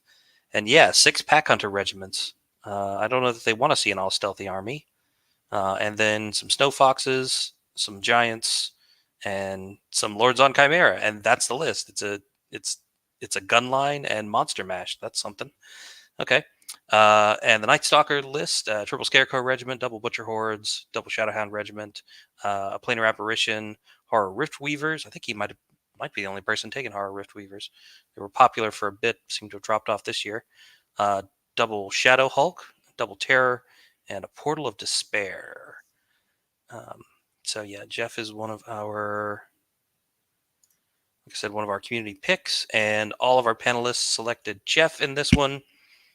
So Matt, I'm going to ask you, since Jeff's in your region, what do you think? While I do think that there are better players this year to pick for overall, Jeff is still an extremely good player who is placed well in many events. So I don't think he's a bad pick just on player skill alone. I do think that this is a slightly awkward matchup with the stealthy, but I think he still has all the tools that he wants to have in it. There's only 1 Mind Screech, which is bad for the Night Stalkers in this case. There's also and it's a planner, so it's not even an actual Mind Screech. Right. I would prefer to see 3 and at least 2 of them be actual Mind Screeches in this matchup. I think the Shadowhounds are good, and unfortunately that's about he's really relying on the Monster Mash here. He's really relying on the Monster Mash, and there's 2 dragons flying around, and they're debatably the best dragons in the game. And Hrim, and 2 Frost Giants. So it's going to be a Monster Mash where I'd argue that the Northern Alliance has better monsters that can pick the fights, and the 2 monsters, the Terrors, are really good, but not against the monsters. They'll delete the Pack Hunter regiments, but if Jeff is smart, he's never going to let them touch those. And I think the rest of the list will either melt to shooting or just get ground to death. Yeah. And the Portal's just kind of a weird pick in general. I get it. It's some source of inspiring in a list that doesn't want to rely on Mind Thirst, which totally makes sense to me, but it's still a weird pick. All right. Anybody else got thoughts on this one, or should we move on? All right. Everybody staying on mute. We will move on. Best of luck to you, Nathan. Moving on to table 18. This is Joe Borghese from the Mid-Atlantic, but who is merking for the West Coast, versus Stephen Rose from the Mountain region. And the poll actually is leaning Joe's direction at 68.5% versus Stephen's 31.5%. Joe is playing Dwarves, which is kind of his usual army, and Stephen is playing Varinger. On the Dwarf side, we got 14 drops and 25 unit strength versus 15 drops and 28 unit strength on the Varinger side. Looking down Joe's Dwarf list, it's 5 regiments of Iron Guard, all with Mastiffs, 4 Sharpshooter troops, Galix Fury, Vanilla Behemoth, and triple Dwarf Lord on Large Beast, lean and mean. Over on the Varinger side, he's got some Draugr, he's got a Tribesman Horde, he's got a couple of Fallen Hordes, a couple of Mounted Sun regiments, a couple of Snow Fox regiments, a couple of Jabberwocks, a couple of things on Frostfang, a couple of Snow Troll Primes. Everything comes in 2s. That's nice. It's like Noah's Ark. It's cool. So in this matchup, the entire panel voted for Joe this time. So, Mr. Rossi, please tell us why Joe's got this one. I played this matchup 42,000 times. Corey Walliser, You and Corley. my regular sparring partner is a Behringer player. And normally what happens, and Joe knows how to do this, it's all about target prioritization in the first 2 rounds. So anything height 4 is not going to make it across the table. And then he's going to give up 2 or 3 units, and then the Steel Behemoths are going to go into something and remove it. I mean, that's kind of how it works, right? The Behringer player is going to get a boatload of attrition. It's going to kill a bunch of stuff, but Joe will end up winning the scenario, just the way it always works out. So it's going to be bloody, but a lot of that unit strength is tied up in stuff that doesn't really do a lot of damage. So the high, as the Behringer player, you're stuck. You're like, well, I'll go and kill the toys. Sweet, I still have 20 unit strength on the table. Right at the end of the game. Okay, well, I'll go kill the units. Sweet, I have all the stuff that will murder you left on the table. So he doesn't really have a good set of choices. Whereas the dwarf player, if he removes the mounted suns and he takes out the Thanes, he's winning the game, right? He wins the game because he's knocked out like 10 unit strength right off the hop, So that's my thought on that. Yeah, a bloody match where you get to the end and somehow all 4 dwarf sharpshooters are still alive and are sitting on objectives. Right. Or if you go and you fight those, it's like, sweet, take 2 units and waste waste your life doing that. You know what I mean? Yep. So I don't know. That being said, I love Steve. I think that if he's played against defense 6 walls a lot, then he'll know what to do. Right. But it's a tough matchup for the Behringer. Tough matchup. Even with he's got 2 Jabberwocks. Who takes those? They're awesome. Right. And hats off to you, dude. But yeah, defense 6 wall, tough to deal with. All right, let's go on to table 19. This is George O'Connell from the Southeast versus Marshall Temple from the Midwest. The poll is leaning George's direction. It's about 70-30. George is bringing Northern Alliance, which I don't think I've seen him play before. Interesting. And this is our one Noble Undead list. So looking down, so on the Northern Alliance side, this is 10 drops and 22 unit strength. So I think George is our low drop watermark for the event. And on the Undead side, it's 14 drops at 24 unit strength. Looking down George's Northern Alliance list, he's got 4 regiments of Pack Hunters, 2 hordes of Frostclaws, Hrim, and 3 Lords on Chimera. Okay, so kind of similar gun line with monsters. And looking down the Undead side, we've got Zombie Legion. You don't see those all that often. That's cool. A couple of zombie regiments, double Wraith troops, a werewolf horde, a zombie troll horde with sharpness, which I like. A couple white hordes, which I also like. The Gorbolite, Jarvis, of course, because it's a noble undead list, and a vampire lord, a necromancer, and a Lycanus. All right. And for the results here, Jeremy, you went with Marshall. Tell us why.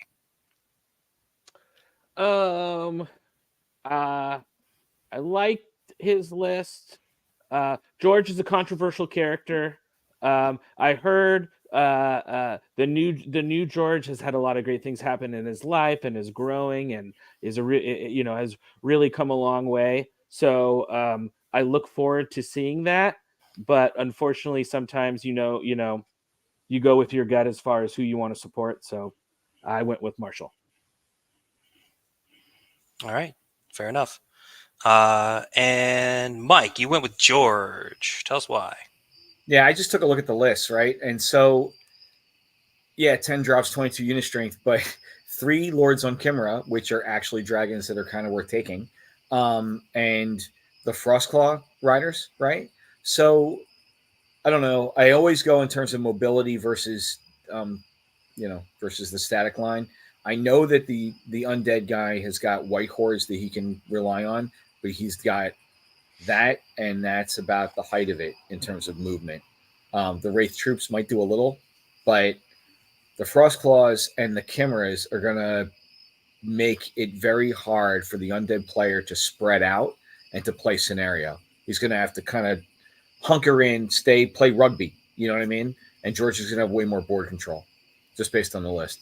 So that's why I went with George. That's fair. Yeah, I mean, I played.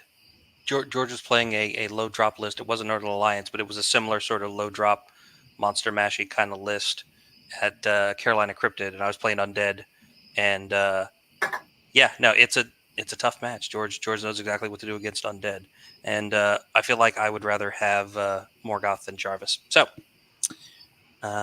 let's move on to table 20.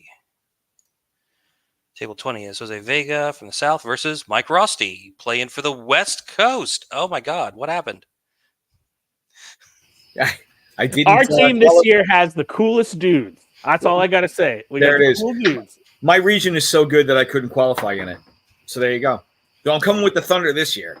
There you go. Let me tell you. So yeah, this one is kind of a dead heat according to the poll, 48% to 51.8%, leaning slightly Rossi's direction. Jose's bringing Undead at 14 drops and 22 unit strength, and Mike is bringing, of course, Dwarves at 13 drops and 26 unit strength. Looking down the Undead list, he's got a couple of zombie regiments, a couple of Wraith troops, a couple of Werewolf hordes, a couple of White hordes, a couple of Revcav troops, Necromancer, Morgoth, Lycanus, and a Vamp on Undead Peg. I kind of like that Undead list. That's pretty cool. Looking over Mike's Dwarves, he's got a couple of Shieldbreaker hordes. He's got Earth Elemental Regiment. He's got a regiment of Proc Riders. He's got Gollix Fury. He's got Garrett Heavy Hand, a Faber Ironheart, a couple of Dwarf Lord, one Dwarf Lord on Large Beast, and the Royal Guard formation. And he's got a Hammer Measure Force on that Ironclad horde.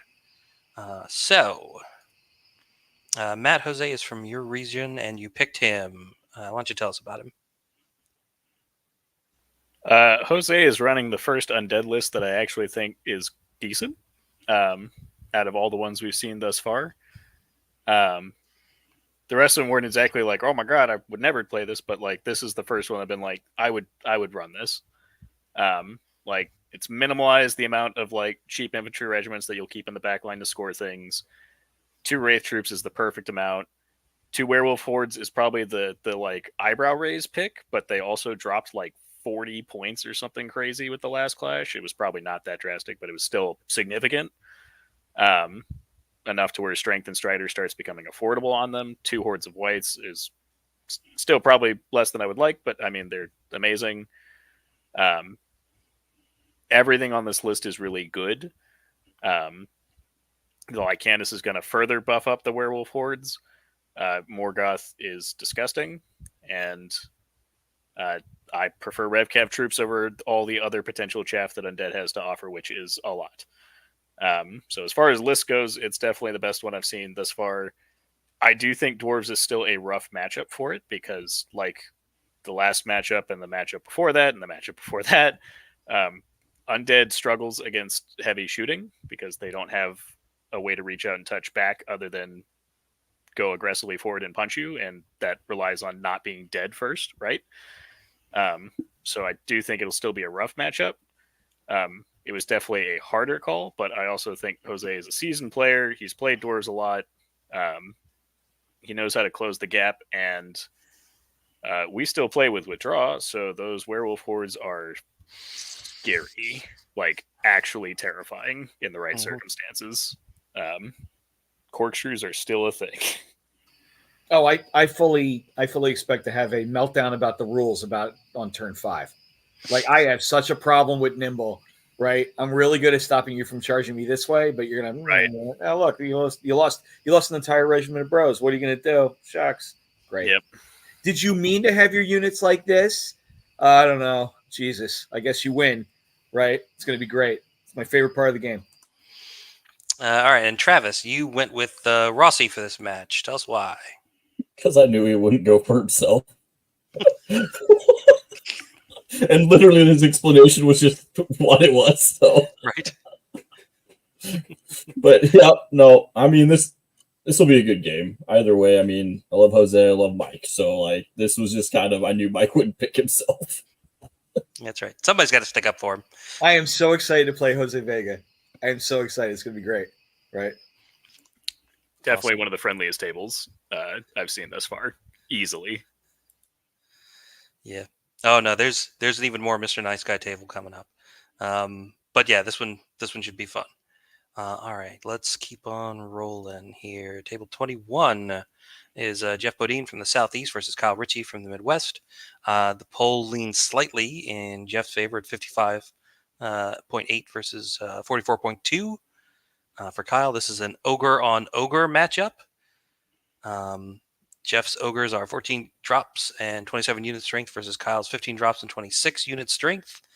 All right, let's see what we got over on Jeff's side here. He's got triple warrior regiments, warrior horde, triple siege breakers, chariot regiments, double sarges with crossbows, triple warlocks and nom. And over on the other side, very similar. Three warrior regiments and a horde, triple siege breakers, a boomer chariot troop, triple sarges with crossbows, triple warlocks, and nom. So, ogres. Can I just say, I did not vote. This is the only matchup I did not vote on, because you see that meme where it's like this and this, these pictures are the same, right? Like the same picture, yeah. Oh my God. I literally rolled a dice for this one. Is it a failure of the list that the first 2,150 points looks the same, right? Yes, but I'm not going to solve that problem right now. No, I can't. I understand. I get it though. Like, why wouldn't you take 3 hordes of siege breakers? Right. Why wouldn't you take 3 warlocks? Why wouldn't you take nom? They're really freaking good. Right. It's really, I mean, we've been slowly, I'll get on a soapbox for very briefly to say, we've been slowly trying to make the other stuff in ogres like more palatable, rather than just taking a hammer to everything they love and hold dear to themselves. But like, so yeah. And Matt, you picked Kyle for this match. Did you pick him for a reason, or did you just flip a coin and pick it over? I stand by my statement. I rolled a dice when I saw the lists. All right. They're the same fucking list. That same list. And Jeremy, you picked Jeff. Did you pick Jeff for like a reason, or is this another one ogre is as good as another kind of thing? I tend to like the boomer chariot tech of the stealthy aura with the boomer chariot regiment. And in this matchup, I mean, the 3 sergeant with crossbows could come into effect them. So they're very close lists, but I think I like in this matchup, that's difference that I like. That's going to go maybe help Jeff a little bit. Okay. I actually, if you take a look at the magic item layout, I think that Jeff's going to have a big, a benefit, because he gets to either see where 3 units are getting deployed and then redeploy a couple of his own units before the matchup. So yeah, I missed that. But the deployment's going to be much better for Jeff. Well, and I see Kyle took the stealthy aura too. I missed that, but I thought he had not taken with that. the horde, no less. He has a bigger stealthy aura, just in a smaller package. All right. One thing we can all say for certain is that unless it's a draw, the ogres will win.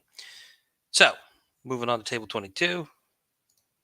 This is Blake Robertson from the West Coast versus Kyle Poole from the Northwest. You move around too much, man. Pick a region. Stick with it. Poll results here lean heavily towards Kyle. 78.6% for Kyle versus 21.4% for Blake. Blake's playing Abyssals versus Kyle, of course, playing Goblins. On the Abyssal side, we got 13 drops and 24 unit strength versus 18 drops and 27 unit strength on the Goblin side. Looking down this Abyssal list, he's got triple Abyssal Guard regiments. He's got Moloch Horde, a couple of Tortured Soul Hordes, a couple Cronius, Zazuzu, and the Manifestation of Baal. Looking down the Goblin list, it is 4 Hordes of Rabble, triple Sharpsticks, double Wing It, double Giant, Grony Snark, Kuzla and Madfall, the King on a Chariot, a Flagot, and the Bang Stick formation again. Still super popular with people. So let's see. Travis, you actually went with Blake on this one. Tell us why. Because apparently Kyle's in a new region. We just made one for this Masters, just in case anyone's wondering, the Northwest. I like it. Oh, ha. But I love Blake and I love Kyle. They're both great guys. But Kyle didn't break the 20 drop threshold as a Goblin player, and that is just unacceptable. So I have to do that. It's not acceptable, Kyle. You should know better. All right. And Mike, you picked Kyle. And yeah, that is totally a typo on my fault. That should be Midwest and an M are right next to each other on the keyboard. My bad. Mike. So it's Kyle, playing Goblins Forever, Dino Lord coming at you. But I think that what's the key here is going to be that he's going to feed. I don't know. I've seen him do this. He's going to feed those rabbles, the rabble horde up, and be like, "Please murder them," and meanwhile take out 2 or 3 of the most important parts of Blake's list before before he actually gets to the nougaty center. You know what I mean? I also think that he's got 1 Moloch horde. I know he's got 2 Tortured Souls horde. I know they're good, but man, I really would have liked to see a little more meat that does stuff in Blake's list against Kyle's list. Just the number of attacks he's going to have to bring to get through the rabble hordes. Yeah, they're garbage, but you got to throw 20-something attacks in order to remove it. And so that's how many turns? How many turns do you have to do that? The Abyssal Guards don't do enough. The Abyssal Guard regiments don't do enough in terms of just number of dice. You know what I mean? So I don't know. I think that it's going to be a game of attrition. I think Kyle's going to win because of that. All right. I've definitely tried playing Fly Abyssals versus Goblins before, and except for 1 total fluke of the dice, it never went very well for me. So yeah, I think I'm going to lean in Kyle's favor there as well. Moving on, 10 tables left. Table 23. This is Keith Randall from the Southeast versus Travis Tim from the Mountain Region. Keith is, of course, playing elves. Sorry, there are, of course, 2 elf players because Keith's here. The poll leans towards Travis' direction a little bit. It's a 66 versus 33% split. Travis, of course, playing goblins and is the number 1 community pick to win the event. This was also the matchup most voted for by the community as the round 1 match to stream, with half of the respondents opting for this one. So if you gentlemen are up for it, we will be streaming your match Saturday morning. And if not, I'll go on to the next one, which I think we haven't gotten to yet. So Keith's playing elves at 13 drops and 23 unit strength. Travis, of course, playing goblins at 24 drops and 27 unit strength. Keith has a Palace Guard horde, a couple of Glade Stalker regiments, Silver Breeze Cav troop, a couple of Drakon Rider hordes, a Standard Bearer, triple Nobles on War Chariots, and the Drakon Rider formation. I think both elves have the Drakon Rider formation, and I feel like I see that around the region a lot too. Meanwhile, over on Travis' side, he's got a Rabble Regiment with the Orb, so it doesn't feel inadequate. 6 Rabble Hordes, triple Trombones, triple Sharpstick Throwers, a Mincer, triple Wingit, Flaget, triple Whiz, Magwin Joes, and double Kings on Chariots. And I believe this is a match where, yes, the entire panel did in fact vote for Travis. Travis is the number 1 pick, so I'm going to open the floor up for you guys to talk about him and embarrass him a whole lot since he's here. But first, I would just simply ask, Travis, can you tell us why you're going to smash Keith? I don't think I'm going to smash Keith. I know Keith and I have played a few games, and obviously we're good friends. And he's played Jeff O'Neill enough times. He knows what not to do against goblins. I know I play my list way different than Jeff, but I think we both in the background agree talking. And then obviously, Mike, I've been giving you crap about who might be on the streaming table and not this one. Is I know Keith's going to kite me for most of the game. I'm going to try to shoot stuff off. He has no wound recovery. And then it's basically going to be where we end up at the end of the game with what he has left and if I kill enough. But this game could easily end up being a draw. No matter, no ifs, ands, or buts about it. I'm notorious for draws. This will probably be a draw. Sorry, everybody. I'm just going to say it. I'm going to probably tie this game against Keith. All right, and rest of the panel, what do we think about Travis's chances for the tournament overall, given that he's the number 1 pick? I mean, before this matchup, my odds were probably better. But I mostly went into it with just overall performance, consistently coming in literally right on the knife's edge, usually down to the last game, and then technically not losing the last game on at least 2 occasions. It's definitely hard to bet against Travis for at least getting very high up in the rankings. So that was certainly my pick. That and I love him. So, And it's like, even like, it's one of those things where it's like always the bridesmaids, never the bride. It's going to happen for you at some point. It will happen. So I think this is it's time. Adam's got to hold you up like Simba and be like, it is time. And we all want to see Adam hold me up. It is time. Oh my God, Mike, we are definitely drinking. I want to see him hold my drunk ass up. This is gonna be good. I keep waiting for him or Billy to stick their head up behind you in that. I don't think I've ever seen on a live stream just one of you without the whole crew there. I know they left me for Lady of the Lake. I know. But I mean, it's a solid list. I think one point you did bring up, that even though it is different, Keith has, faced Jeff O'Neill at a lot of final tables, right? So if there is someone who can navigate 13 drops against this goblin filth, it's Keith. And he's one of my main test partners on UB. Fantastic player. Usually if you beat Keith, it's because he has only a certain amount of resources, right? 12 drops. If he puts one half a turn too early, half a turn too late, or has that one bad dice roll, that one bad variance, it can be tough. But when he's firing on all cylinders, it's like he's like a surgeon with that scalpel. Like, no one plays Dracon hordes as good as he does. Really fantastic, just a really tactical, skilled player. So with experience against goblins. So I wouldn't be shocked if you told me that you won, draw, or lost. All of those would make sense to me. You know what I mean? I wouldn't be surprised if any of those results came out of this game. Should definitely be a great match. And if both gentlemen are amenable, then we will be bringing that to you Saturday morning next weekend at the Masters, right here on Dash 28 Live. Like and subscribe. Yada, yada, yada. Anyway, table 24 is Mark Cox versus Nathan Clevenger. It's the South versus Southeast. This was the second most voted for match to stream.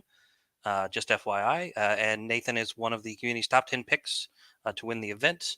Polls going pretty heavily in Nathan's favor at 73% versus Mark's 26.8%. This is another Northern Alliance versus Night Stalker matchup. They're the two most prevalent armies. You expect them to bump into each other. Mark's Northern Alliance list is coming at 12 drops and 20 unit strength versus Nathan's Night Stalkers at 13 drops and 26 unit strength. Looking down Mark's Northern Alliance list, he's got 2 regiments of Icekin Hunters, a horde of Snow Trolls, a couple of Frostfang hordes, Snow Fox Regiment, a Giant, a couple of Queens, Lord on Frostfang, Snow Troll Prime, and Rim. And Nathan's Night Stalkers this year are Triple Phantom Troop, Double Butcher Horde, Double Shadowhound Regiment with Sharpness on 1, Double Fiend Horde, Triple Mind Screech, 2 Lightning Bolt flavored and 1 Heal flavored, and a Shadow Hulk. Pretty solid. Everybody voted for Nathan. So Matt, tell us why Night Stalkers have the edge in this matchup. So kind of like the last matchup, I feel like the everyone voted for is slightly like misleading, because it's one of those cases where it's like, it's not that they have an 100% chance of winning. It's that like they have like a 60% chance of winning, and that's still enough that everyone agrees on it. But like, it's only 60% type of thing. Mark is still an exceptionally good player. I think a lot of people forget that sometimes, given that he has to run Lone Wolf and not play in it. Like he's been around for a very long time and is still a good player. And sometimes I think people discount him because he's not always in top tables, but like he has still been on our Masters team consistently for like the last, ever almost, and in debatably one of the hardest regions to qualify in.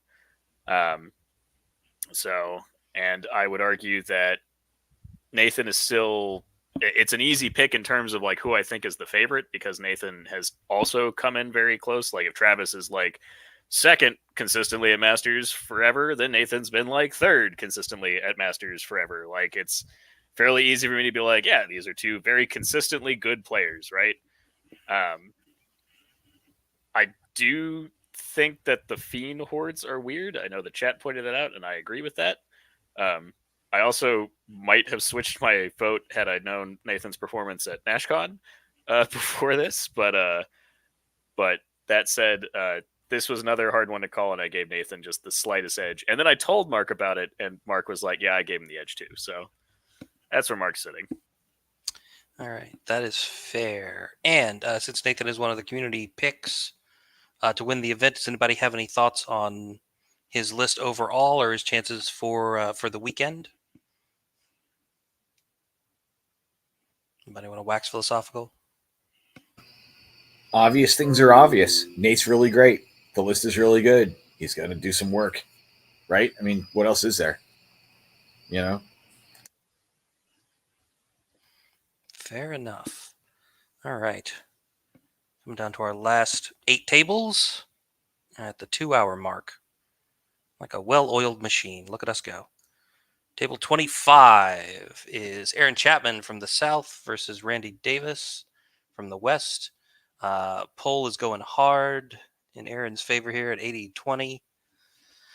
Aaron is bringing Order the Green Lady at 11 drops and 21 unit strength versus Randy's Dwarves at 14 drops and 24 unit strength. Looking down Aaron's Green Lady list, he's got a horde of Order of the Brotherhood Knights with a Pathfinder banner. He has 5 hordes of Forsaken. Yeah, all right. Double peg, a mounted devoted, a mounted druid, and the avatar of the Green Lady. That is just all gas, isn't it? Damn. All right, the dwarf list. Randy's dwarf list. He's got 1 Iron Guard regiment with mastiffs. He's got a shield breaker horde with sharpness, triple sharpshooter troop, Skolix Fury, Garrick Heavy Hand, double steel juggernauts, Faber Ironheart, and that Royal Guard formation that everybody really seems to like. And I can understand why, because it's really good. All right, let's pick up with... let's go over to Mike, because Mike, you picked Aaron. Yeah. Going against the dwarves. So tell us why. This is a nightmare for Randy. I like Randy's list. It does the things, right? So 15 shots plus the 2 steel juggernauts are adding in favor. So you're praying to remove. Normally against an Alpha Strike list, there are 3 hammers and a bunch of stuff to let the hammers get in there.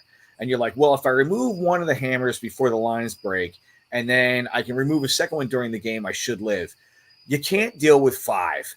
You can't deal with 5. And there's, right? You just can't do it. So by the time, once again, unless you form up in the corner, which then denies you the ability to play the scenario, right? So I've played this. It is so brutal and downright demoralizing as a dwarf player, because midway through the game, you're like, I really don't have any options here, right? I'm not playing. You're playing. I'm just rolling some dice every once in a while when you let me, between the speed and the crush and the board control, it's going to be really tough for Randy to deal with this. Again, I'm sorry. I hate lists with 5 hordes of the thing. I hate it. Right? It would be really cool if we could stop that. But, since we have a world where you can do that, this list is brutal and it's going to do some work over the weekend. No two ways about it. All right. And but that being said, I actually think that Marcelo's list is a little better because he has more chaff options to stop the counter and then continue the train. But, this game, this list is made to blow everything up by turn 4. Marcelo's list is made to blow everything up by turn 6. All right. And Matt, the poll actually has you down as having voted for Randy. Was that a misclick, or did you mean to pick that? It was not a misclick, but I did not read Aaron's list. I thought he was playing the Northern Alliance list that he's been running around, which I actually do think would have been a sneaky good matchup for Randy. Because 4 hordes of Trident of Northern Alliance, God, what are they called? Naiads would have been easy pickings for the dwarf shooting. And then it would have been a grind fest, and I think the dwarves could have come out on top on that. now seeing that it's the 5 Forsaken Horde list, I do think it's probably Aaron favored. But that said, the big downside of his list as compared to the Marcella list and the other ones is that's it, right? Like he's got 2 Pegasus for chaff, and everything else is invested in the 5 Forsaken Hordes and the 1 actual Knight Horde that is an actual horde of knights in the middle of that just is getting ignored here. And the one downside of those is they're all very big. So potentially if Randy uses proper Vs, like sets things up correctly, he can potentially negate some of the multi-charges, and one-on-one, those units are still going to struggle to pop a defense 6 unit in the face, especially if hindered, which there's only 1 unit or 2 units with the Pathfinder mitigation. The Horde's almost by necessity has to have that. So I don't think it's impossible for him, even with this list. I do think it will be a rough time, but I do think Randy could actually pull it out. And there is a bet in the South region for him to win Masters and have to get a tattoo. So I am putting my money on Randy. So is it a specific tattoo? What is he going to get? I don't even remember. I just know that was a thing. That's awesome. So, all right, I'm throwing to Randy no matter what this weekend then. Sorry, everybody who picked me, but I'm letting Randy win Masters if it comes down to it. I want to see the game within the game, dude. Jeez, right? It's awesome. All right, let's move on to table 26. Now, this is the nice guy table. This is a damn near unbeatable nice guy table. This is Bart Kohler versus Felix Castro. These guys are just going to sit down and have a lovely chat, a few drinks, and then they're going to walk around the hall and talk to everybody else, and then walk back to their table and roll dice for like 10 minutes and then shake hands. Right. What can man do against this reckless friendliness? Right. Right. So Bart is actually marking for the Mountain region, and Felix is playing for the Midwest, which I spelled correctly this time. The poll is leaning in Bart's direction at 64.3% versus Felix's 35.7%. Bart is bringing his Night Stalkers that he's been playing at 15 drops and 27 unit strength, and Felix is bringing Northern Alliance also at 15 drops and 28 unit strength. Looking down Bart's Night Stalkers, he's got a couple Scarecrow regiments, a couple Phantom Troops, a couple Butcher Hordes, a Shadowhound regiment, a couple of Soul Flare regiments, triple Mind Screech, 2 Lightning flavored, 1 Heal flavored, a Terror, and 2 Dread Fiends. Looking down Felix's Northern Alliance, he's got a Dwarf Clan Warrior regiment, an Ice Naiad Horde with the Hammer Measured Force, triple Pack Hunter regiments, Human Tribesman regiment with a Hearthguard upgrade, another Human Tribesman Horde, a couple of Snow Fox regiments, Thane with Talinar Standard, Clarion, triple Snow Troll Prime, and Rim. And our panelists, let's go over to Travis. Travis, you voted for Bart. What do you think? Well, I voted for Bart because he's murking for us, and I love Bart. I love Felix. This one sucked to pick. Honestly, it hurt my soul to have to pick Night Stalkers to win a game, but because I do like Felix's Northern Alliance list a lot, just innately because I play Northern Alliance too. But yeah, thanks Bart for murking for us. Michael's a piece of shit, so hopefully Michael's on listening. And both these guys are guys you hate to vote against, right? That's kind of the thing. Jeremy, you picked Felix. Tell us about it. Well, how could you not vote for Felix? Just like a great. So I have something to say about his list, but let me talk about Felix the person here for a second. Felix Castro, just like a good dude. I love Felix. What I love about Felix most is he's always growing, always learning. Especially watching his journey as a hobbyist, his stuff looks really good. This would be another army to go up and take a look at when you're there. And it's just through hard work. Felix knows a lot about how you work hard. So just as a dude, I'm always pulling for Felix. I love the Dwarf Clan Warrior Regiment, as Travis knows. Travis likes to run those. Such a great regiment. It really complements great objective sitters. Really, really strong. It's just a great list up and down. Got the Pack Hunters, which was really good. So I think it's a very solid list. But I think Travis and I both went through the we love these dudes, so we just picked one of the dudes. So Fair enough. Fair enough. I've never had a bad game against either of these guys. All right, good luck to both of you. Let's move on to table 27, coming down towards the end here. This is going to be Jesse Berglund from the Midwest versus Mike Zettelmeyer from the Mid-Atlantic, who is, Zed is one of the community favorites to win the event, and the poll is skewing his direction pretty hard at 73% to Jesse's 26.8. This is a Twilightkin versus Night Stalker matchup. They're both 15 drops. With 24 unit strength on Jesse's Twilightkin versus 27 unit strength on Mike's Night Stalkers. Looking down this Twilightkin list, we got a couple of bound Phantom Troops, Triple Impaler Regiments, 2 Impaler Hordes, 2 Corsair Void Skiffs, a Mind Screech in the Heal flavor, a Navigator with Sacred Horn, a Summoner Crone, and Double Soul Bane on Nightmare. And Zed's Night Stalkers are 3 Troops of Phantoms, 3 Butcher Regiments, and 3 Hordes, 2 Soul Flare Regiments, 2 Mind Screeches, both heal flavored, a Shadow Hulk, and a Dread Fiend. And looks like the panel was a little split on this one. Matt, you picked Zed. Tell us why.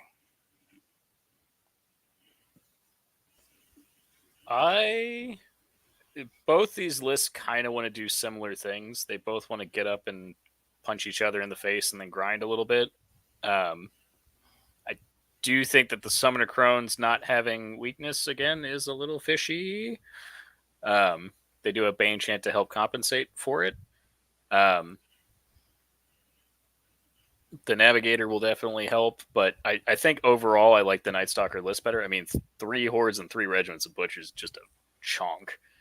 And 2 Planners backing it up is 14 Heal and Radiance, which is going to cover everything. I still wish that there was a third one. That's just me personally, but I mean, I think the point of this list is just to engage in a big brawl. It's all stealthy. It's all defense 5. It's all 18 on the top to break the big units. And then it has 2 units. This whole flare is just kind of staring menacingly over the top, pushing back things that they don't want to fight, and then being the single dirtiest unit in this game, in my opinion. Soul Flare regiments are still broken. That is my personal opinion. All right. And Jeremy, you picked Jesse in this matchup. yeah, Jesse Berglund, I think of Minnesota, a Great Lakes guy, right? I've had the pleasure to play Jesse a few times. Former elf player. You know, I played against this list at Adepticon, and it's really tough. He is very smart about his board space. And the thing with Twilightkin, a lot of it is you're setting up auras and board control and denying frontage and really trying to utilize Impaler, Big Shield. So I think it's a good list. I still don't. I mean, with the Impalers, one has Ram, one has Strength. I don't know. But Jesse he doesn't go a lot of Summoner Crones. He just goes one with Bane Chant, which I guess if you're going to give one Bane Chant, just take one. But he also plays his Soul Bane on Nightmares really well. Those are an underrated piece in the list too, I think, for Twilightkin. A really great unit strength 1, get around, a very nice piece. So having played against this list personally, I know that Jesse can use it pretty well. So, all right. And as Zed was one of the community favorites to win the event, does anybody have any thoughts on his list versus like the whole field and his overall chances for the weekend?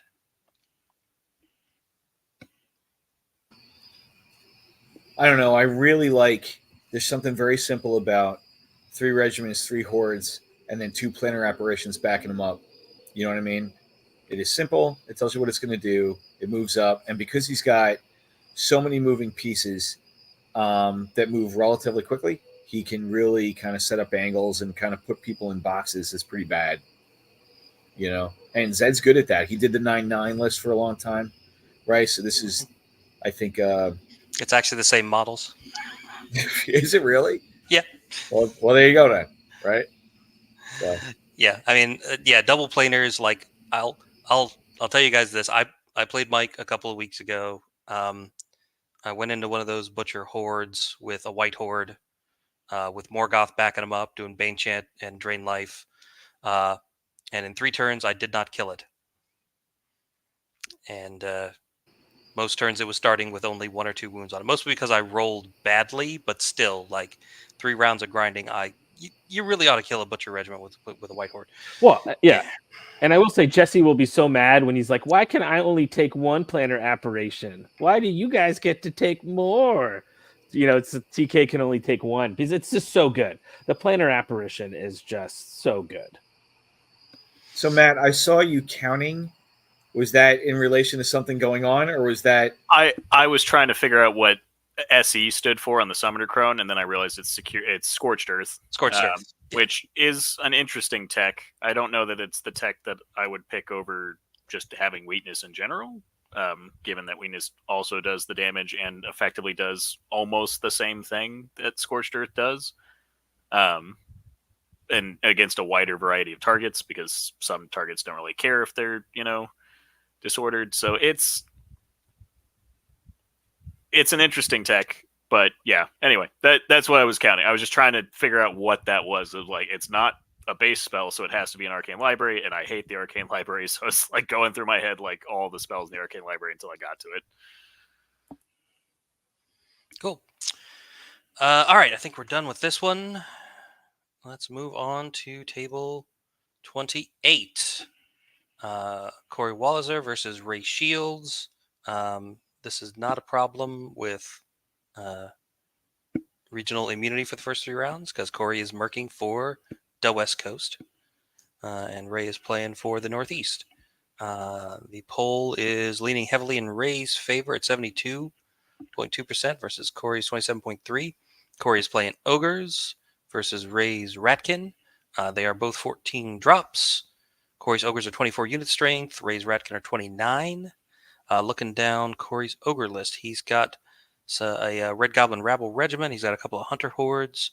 He still does have the triple Siege Breakers. He's got a Red Goblin Scout Troop, the Boomer Chariot Troop, the Sacred Horn for the Stealthy Aura. He's got a Red Goblin Blaster, a Crocodile Wrangler, a Berserker Bully, a couple of Warlocks, and Nom Nom. And looking down Ray's Ratkin, we have a couple of Spear Warrior Regiments, 4 Shock Troop Hordes, all with Plague Bots and Halberds, triple Claw Shot Troops, Vermintide Regiment, a Night Terror, a War Chief, Twitch, and Scud.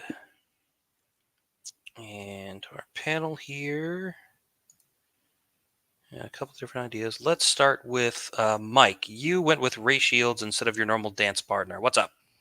So Corey will tell you that he's in trouble, right? And I agree with him. Part of it is because this is an ogre list that actually has, I don't know, more than 3 troop entries, right? So it's got Hunter Hordes, it's got Red Goblin Rabble, it's got Red Goblin Scouts, it's got a Red Goblin Blaster, a Crocodile Wrangler, and it's got a whole bunch of inefficiency in it because of that, right? And compared to the super tuned list, right? And Ray is taking a list that is just so much meat to chew through, right? That ogre units are really good. They have 18 attacks. It'd be really cool if they had, I don't know, 25, 30, 50, 75, 110. But like he's going to need to double charge stuff to remove it. And Ray's not going to let him, right? Ray's got enough other little annoying shit that runs in the front that's going to stop Corey from being able to do what he wants, right? So, I looked at this. So Corey loves Ray. He finds out he's playing Ray first round. He's like, oh, no, right? And because of that, right? And, it is what it is, right? That being said, Corey's going to make Ray work, right? But, it's not like, oh, you lose on turn 4. But, man, Ray's list is really good, and I don't understand how Ratkin don't win more, right? They're always there. They're always doing stuff, but I just don't understand how they don't win more. Their list, I think, is extremely good, right? And maybe that's just because I don't know what I'm doing, right? But all right. And Travis, you went with Corey on this one. Tell us why. Just because of the Northeast sadness that has to unfold. Honestly, just because Corey has to play Ray, I went with Corey being out of the West. So, but I mean, I don't know. I love Rat King. I play Rat King. And those Siegebreaker hordes are just hard to break through if Corey can keep them nice and clean and, no flanks allowed. And with the not enough shooting on the Ratkin side to really plug away at stuff due to the stealthy aura with the chariots, I mean, I don't know. It was mostly, though, because of the Northeast versus Northeast fight. Right. And so I just sent Corey a text. I said, did I get anything wrong? He's like, nope, accurate. Yeah. In the text, in the comments, Jordan Brawn is like, what kills anything besides Scud and guns? That'd be really cool if there was, I don't know, more siege breakers, but everything murders everything in Corey's list, right? So I mean, the 4 shock troop hordes that are all vicious and all right. Potentially have the ability to mulligan their dice on a bad roll, and one of them has strength, and one of them has Strider. Yes, it's definitely like will murder things, right? And listen, I love Hunter hordes in concept, and I think that Corey did a great job with his hordes. They look awesome, but it'd be really cool if they had something else.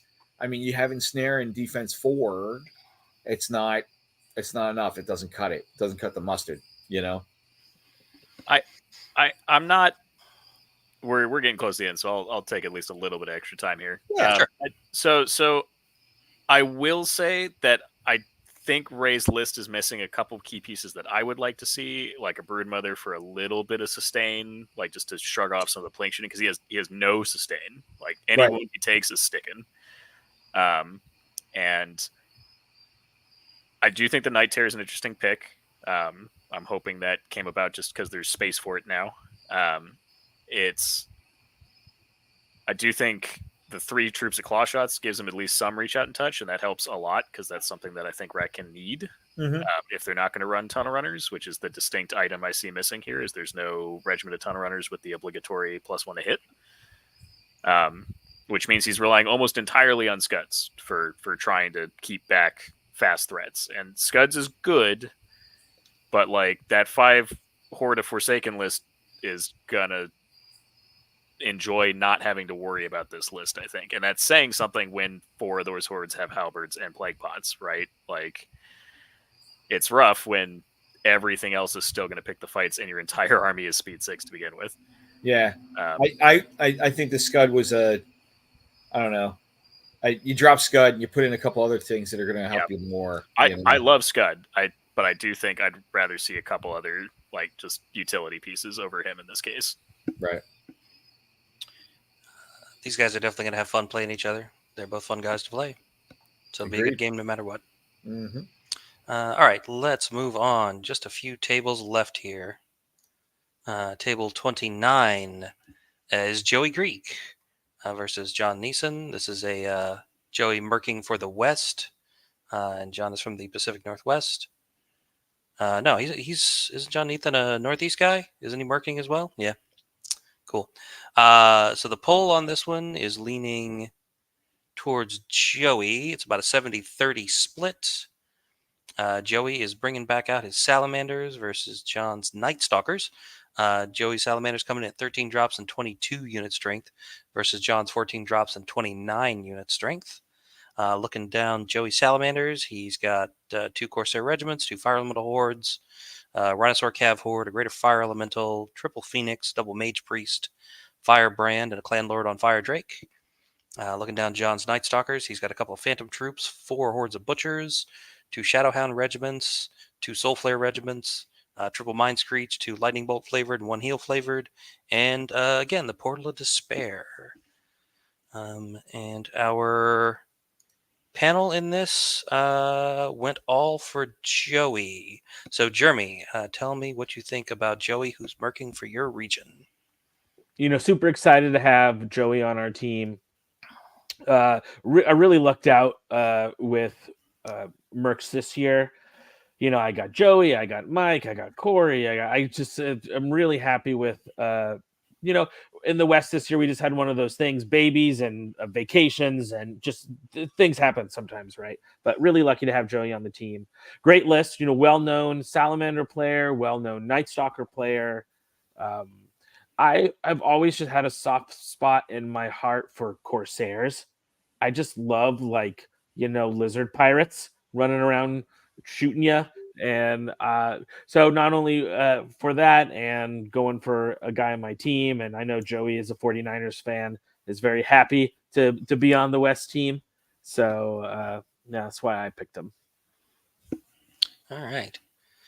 Good luck to both players. And let's move on to table 30. Table 30, we have Adam Ballard, of course, from the Mountain region versus Bruce Monok from the Southeast.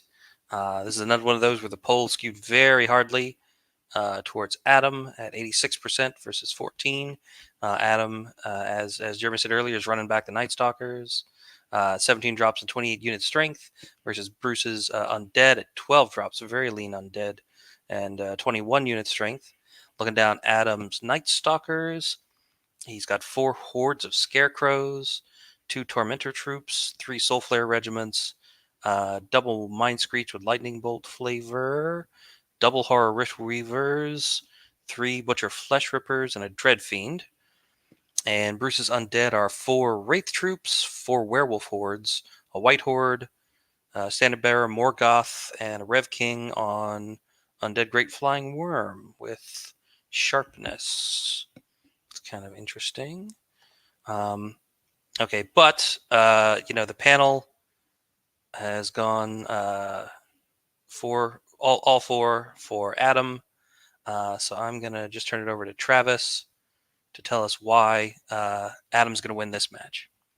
I mean, I think we all know Adam's just a good player with his Night Stalkers. I mean, this is the list he basically took to Masters, and then it got nerfed anyways, and he's still playing really well with it. The Undead list with 12 drops, I think, is what he was happy to see. He's got 28 unit strength for 21, and I mean, yeah, the Undead's fast, but Adam's list has a lot of chaff that those Undead guys are going to have to run into and not bounce. And Adam's just going to find flanks all over the place because that's what he does. Yep. And I know Jeremy felt it a couple weeks ago. Yeah, it's just he is a master of his craft. He plays the list so well, and that's the thing. He has so many drops that against 12 drops, Adam finds flanks even when you have a lot of drops. Yep. Let alone when you don't have a lot of drops, and he can just lock you down with whatever he wants. That's how he kills with this Night Stalker list. It's never from the front. It's from how he pulls you down, and then he's getting stuff into your flank, and it's the aggregate of all that damage. And that the list is still, though, in its nerfed post adjusted, and it shows you when a good list is played by a great player, it's still a great list, whether or not it's an amazing list by a great player. So. All right. Any other thoughts on Adam's chances for the whole weekend, since he is one of our top 10 community picks? Not on that specifically, but I have a very sneaking suspicion that the Revenant King on Undead Great Flying Worm, instead of Sharpness, had haste before, because he also has the banner. So I think it looks like he was going for that gimmick, which would have been cute. I don't think it would have done anything against Adam, but it would have been funny. All right. 2 tables left. Let's move on. Table 31. Corey Reynolds from the Northeast versus Nick Michaelonis, who is, I believe, merking for the Pacific Northwest. In the poll, folks went hard for Corey at 80% versus 19.6% for Nick. Corey is playing Twilightkin versus Nick's Ratkin. They have the same number of drops at 14. Twilightkin have 22 unit strength to the Rats 23. Looking down Corey's Twilightkin here, he's got a Voidwalker Horde, a couple of Fleet Warden Hordes, a couple of Phantom Troops, a Soul Flare Regiment, a couple of Void Skiff Regiments, a Planar Apparition, the Navigator with the Horn, Void Captain, double Crones with Weakness, and a Soulbane on Nightmare. Okay. And the Rats, Nick's Rats, he's got a couple hordes of Spear Warriors, a couple Clawshot Troops, a Nightmare Horde, a ton of Runner Regiment with Sharpness, triple Weapon Team, double Mutant Rat Fiend, a Brood Mother, Mother Kryza, and Scud. And, this is another one where The panel have all voted for Corey. Corey's, of course, one of the community's top picks to win the whole event. So I will turn it over to Mike to talk about why Corey is going to win this match, and then open it up to you, to the rest of you, for any thoughts on Corey's chances in the event overall. Corey's going to win this match on board control, right? A lot of this list is designed to, just make you second guess a lot of everything you want to do, and it's interesting. If you take a look at the Corsair Fleet Warden Horde, one unit has sharpness and one unit has strength, and when they get into you, he rolls all the dice, then he re-rolls all the dice that miss, then he murders your crap, and then he's got all this other stuff that allows him to deliver that, and they're all legitimate threats on their own as well. Just, it's really, you're going to clock out checking all your angles. This is the Twilight Kin list that I think is going to make people nervous. And yes, his Summoner Crones all have weakness. So when you do get to punch him back, you're like, would you like to hug? I love you. And then you get murdered more. Like, this does what a Twilight Kin list is supposed to do, and he knows how to pilot it. It's legit. All right. Any other thoughts? And once again, this has nothing to do with Nick's list. Like, it doesn't, like, when I'm looking at this, I look at Corey's list and I'm like, Yeah, I'm not even looking at what Nick took, which is not fair to Nick. But it's just the Twilight Kin list is like, whatever it is you want to do, you're not going to do that. All right. You're going to do this other thing that I want you to do instead. You know? And I think there's a lot of talk about a lot of other units in Twilight Kin, but I think Corey sees what I agree with is I think two of their best units in the whole list are the infantry, which I think it's cool, right? I can think it's cool to have an army that you can make really good, hard, nasty lists with just the basic infantry guys. But those Voidwalkers and the double Fleet Warden, when you have them ordered up with the Navigator, Bane Chained, like Mike said, you roll all your dice to hit, re-roll all your runs, roll all your dice to wound. You know, it's just real. I mean, they are gonna just annihilate anything that they fight. And the Void Skiffs can dance around, shoot, kill, counter chaff, get in the way, be chaff themselves, right? He's got the Soulbane on Nightmare, cheaper version of Mikhail, right, to run around, be annoying. Plus the Phantom Troops. Phantom Troops are really amazing. And I like it at 14 drops. I think the more I think about it, the more I think the game itself is skewing more towards more drops. So I like that it's at 14 drops, 22 unit strength. You know, he's got 2 Crones instead of 3. Use those points to flesh out some of the other. He's got a Soul Flare regiment to be on the scoping out flanks. Yeah, I think his list is really strong. All right. And with that, we come to table 32. This is Harry Garrett from the Northeast versus Nick Scabetta from the Pacific Northwest. This one is pretty close on the poll, leaning slightly towards Harry at 56.4 versus Nick's 43.6. Harry is bringing Free Dwarves versus Nick's Rift Forged Orcs. The Free Dwarves are 13 drops and 22 unit strength versus the Rift Forged Orcs 17 drops and 30 unit strength. Pretty sure this is one of our high watermark unit strength lists. Looking down Harry's Free Dwarves, he's gone with the rocks. He's got triple Earth Elemental Hordes. One's got Sharpness. He's got a Stoneclaw Rider Regiment, 3 Mastiff Hunting Pack Regiments with Mastiffs to throw, triple Greater Earth Elemental. One of them's got the Kragathan Coalarm upgrade, a Free Dwarf Stone Priest, and double Dwarf Lord on Large Beasts. And looking over Nick's Riftforged Orcs, he's got a couple of Unforged Orc Regiments, a couple of Riftforged Legionary Regiments, a couple of Riftwalker Troops, a Hellstriker Horde with Strider, double War Drums, Stormforged Shrine, double Flagger, Stormcaller, Riftforger, and the Iron Boots Formation, which is double Riftforged Legionnaires Regiment and a Reborn Legionnaires Regiments. And looking over our results here, Jeremy, you went with Nick on this one. Tell us why. Because I summoned my inner Matt Carmack and was like, I'll roll. I wasn't sure on this one. I like Riftforged Orcs. I want them to be like the Mantic Orcs. Like if you were to ask me if we got to call something, call Orcs pull in what you want from them, and let's have Riftforge orcs beat what orcs are in Mantica. So I have a special spot in my heart. I love the Manticore models. I think are awesome. So that was part of this. I wasn't really sure who to pick, and I'm like trying to get people back, to love Riftforge orcs. So that's sort of my really educated, articulate reasoning behind that was I want people to like Riftforge orcs, so I picked them. All right. And Mike, you went with Harry. He's from your region. Tell us what you think. Harry is not going to win the Masters. Harry is going to get the highest attrition at Masters, but he's not going to win the Masters.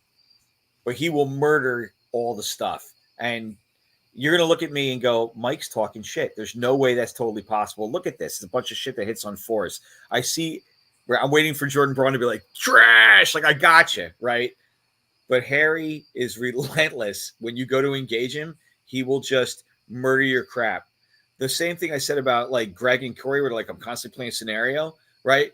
Harry doesn't do that. He's like, I want to remove all your pieces. If I remove all your pieces, I'm going to win. That's the extent of my insight. This list does one thing. It doesn't mean, and I know how it works. I'm not going to give it away, but it's unsettling the first time you play it.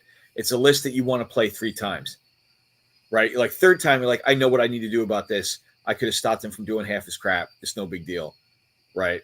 But it is what it is.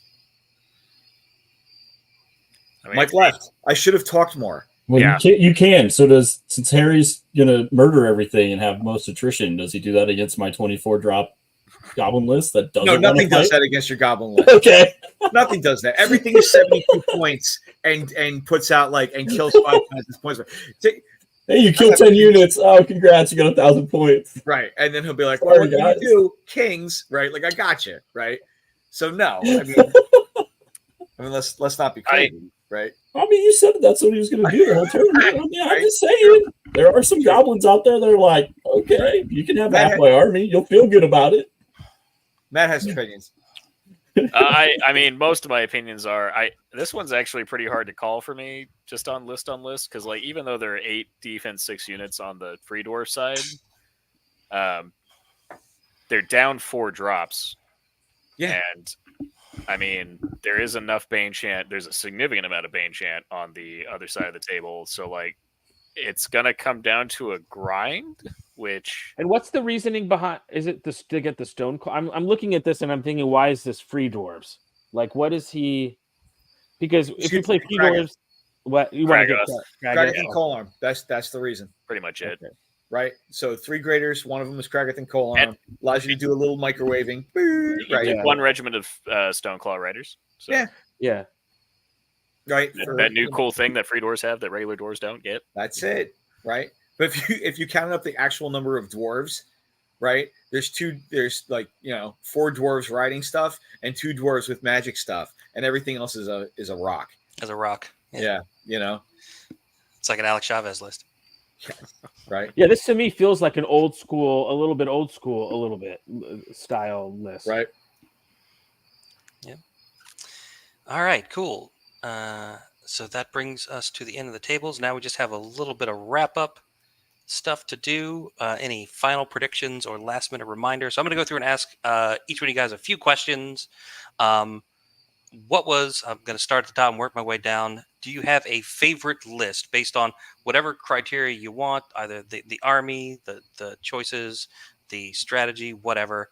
Travis, you got a favorite list out of this pack? There was a few, but definitely I really liked Corey's list and how he changed it from most of the Twilight Kin lists that you see just innately. I didn't expect him to have that list either as part of it. I thought he was going to do something a little different, so that felt good. But yeah, I like Corey's list. Cool. Matt, you got a favorite list? I'm having to think back through the mirage of all the different things that were out there.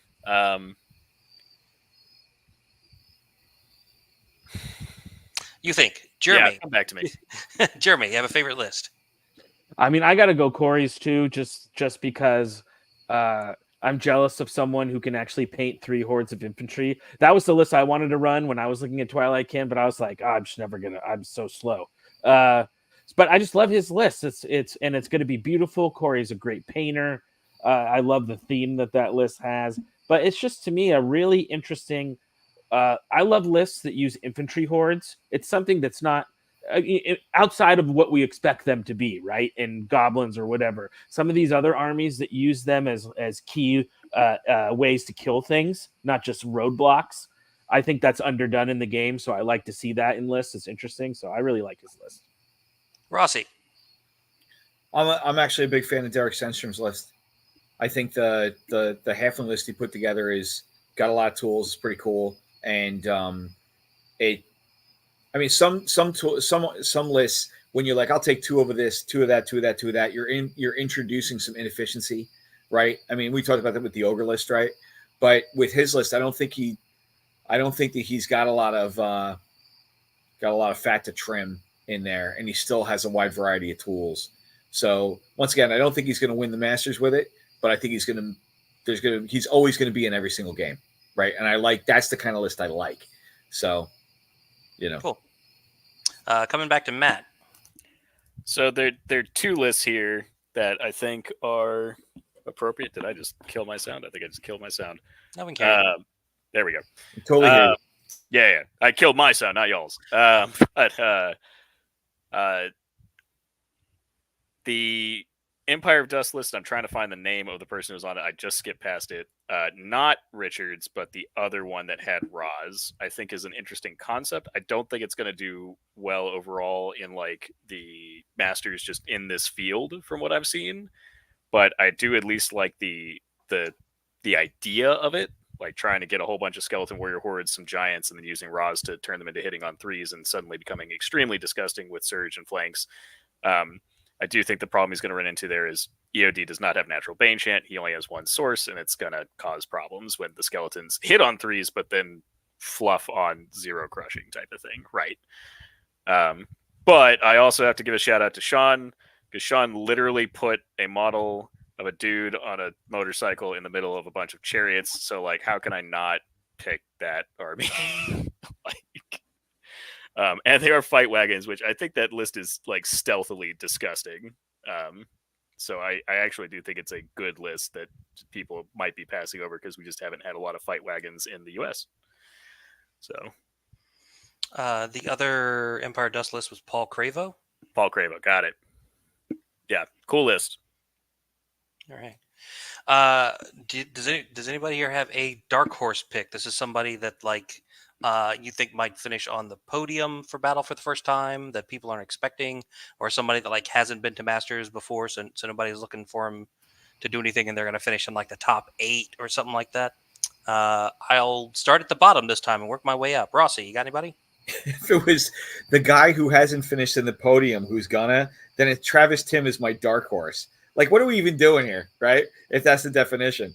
So, in all seriousness, I think that I don't know, when I look at Marcelo, and I know that he's not a dark horse per se, but I really think he's got a really good chance of just flipping tables and causing problems, right? So, I don't know how far down the list you go because most of the people in the field are really good, but so I feel weird picking somebody who's in, that everyone else picked in the top 10, but I think that Marcelo has a really good year this year. He's going to cause problems. Right. All right. Jeremy. Yeah, I think at Masters, it's almost every table could be a final table. So when you think of dark horse, really, all the players are good. And some of the players are really good.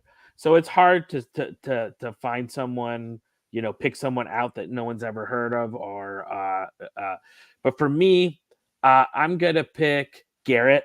I love the way that Garrett thinks about the game. He makes his lists are always so bespoke in his own thing, and he's painting them 10 minutes before the tournament starts or in the car on the drive through. I just love the way that he approaches the game from such a creative way, and really solid player, really great player. So he's one that sometimes is just on the orbit of some conversations that he really belongs to be in.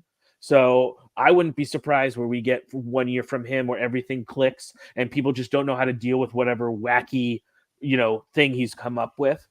So he's my dark horse. But Rossi had another one that was on my list too, which is, Marcelo. If Marcelo spikes some hot dice at key moments with that list, man, roll it up and ship it. He's going to have a chance to. But Garrett's my pick. All right, Matt, you got a dark horse pick. My job is easy because the entire South got discounted this year, apparently, so they're all dark horse picks. I would probably give it to Jesse Garrett out of all the other South players coming this year. Jesse's an extremely, extremely good player. He won Lone Wolf this year. He came very close to winning it last year, I'm pretty sure. The only reason I think that he struggled a little bit at last Masters is because the terrain was a little sparse. So hopefully that's not the case this year. Wink, wink, nudge, nudge. But even if it is, I still think that he has a very good shot to turn some heads by the end of this Masters. All right. I don't think people are going to consider our terrain sparse. I don't think people are going to consider our terrain too dense. I think we're a pretty good sweet spot. Travis, you got a dark horse pick. Yeah, I agree with everyone that, I was going to pick Jesse or Marcelo, depending on where we would go with the line. As somebody new, though, this year, and he's not going to like this, but he did get a tough first-round matchup, would be Sean in that Fight Wagons. Honestly, that thing, I've been obviously practicing against him with the Goblins, and that thing puts out some hurt. And with how elite some of these armies are, he has enough chaff to stop it, and the counter punch is brutal. And those war drums giving the -20 Fight Wagons up to a -22, you can't single kill it. If he's on his game and his dice are helping him, Sean's got a shot to be up there as one of the new up and comer guys. I would go with him for sure. And it's not a list you would expect. Nobody, yeah. Okay, cool. All right, now let's talk about Paragon. Paragon's a little hard to pick. We are doing it in the rank and golf score approach, meaning that the actual spread doesn't matter in terms of raw points. It's going to be what place you were out of the field, and then you add those three together, and whoever has the lowest number is so that's like a New York. Yeah, New York did it that way when they held Masters. That's correct. Yeah. So I'll start. I'm going to start in the middle this time. I'm going to start with Jeremy, and ask him if he's got a pick for the all around category of Paragon. Yeah, I'm going with Corey just because I feel his lists are really strong, well painted armies. He's sort of an a-hole, but 2 out of 3 ain't bad. No, I'm just kidding. Corey's a great dude. No, it's just he's a great all-around player. Nice dude, well-played army. His armies are beautiful, really well painted. And thinking about how, especially even more so, how he scored, I could picture him filling in top 10, top 15 in all categories, which that's going to give you a pretty good put-together score since we're not doing just raw aggregate numbers. So I think that scoring will even help his style of player even more. So Corey is who I got for Paragon. All right. I'm going to pop up and ask Travis, do you have a pick for Paragon? How are you doing ties? If you got 3 guys with the same painting tie, are they all going to get the same position, or are you going to have to rank them out? Yeah, so for an individual caption, right? So if 5 people all have the same paint score, they will get whatever the middle rank is for the 5 of them, not the top or the bottom. They get the one in the middle. And then if your golf score, right, if your final score is a tie, then whoever has the lowest single caption rank will win the tie. So someone that comes in 3rd in something and really low on his other 2, and somebody that's just 3 right in the middle, the guy with the 3rd place one wins that tie in the end. Okay.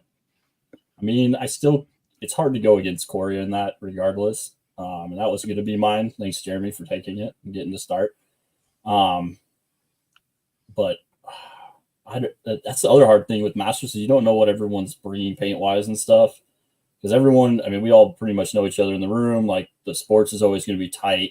Battle's going to be a big decider. And then it's just, paint and travel sometimes stops people from bringing good, their good, great stuff versus other things. But I mean, if I didn't say Marcelo because his army looks good and I know he's going to do well in battle, I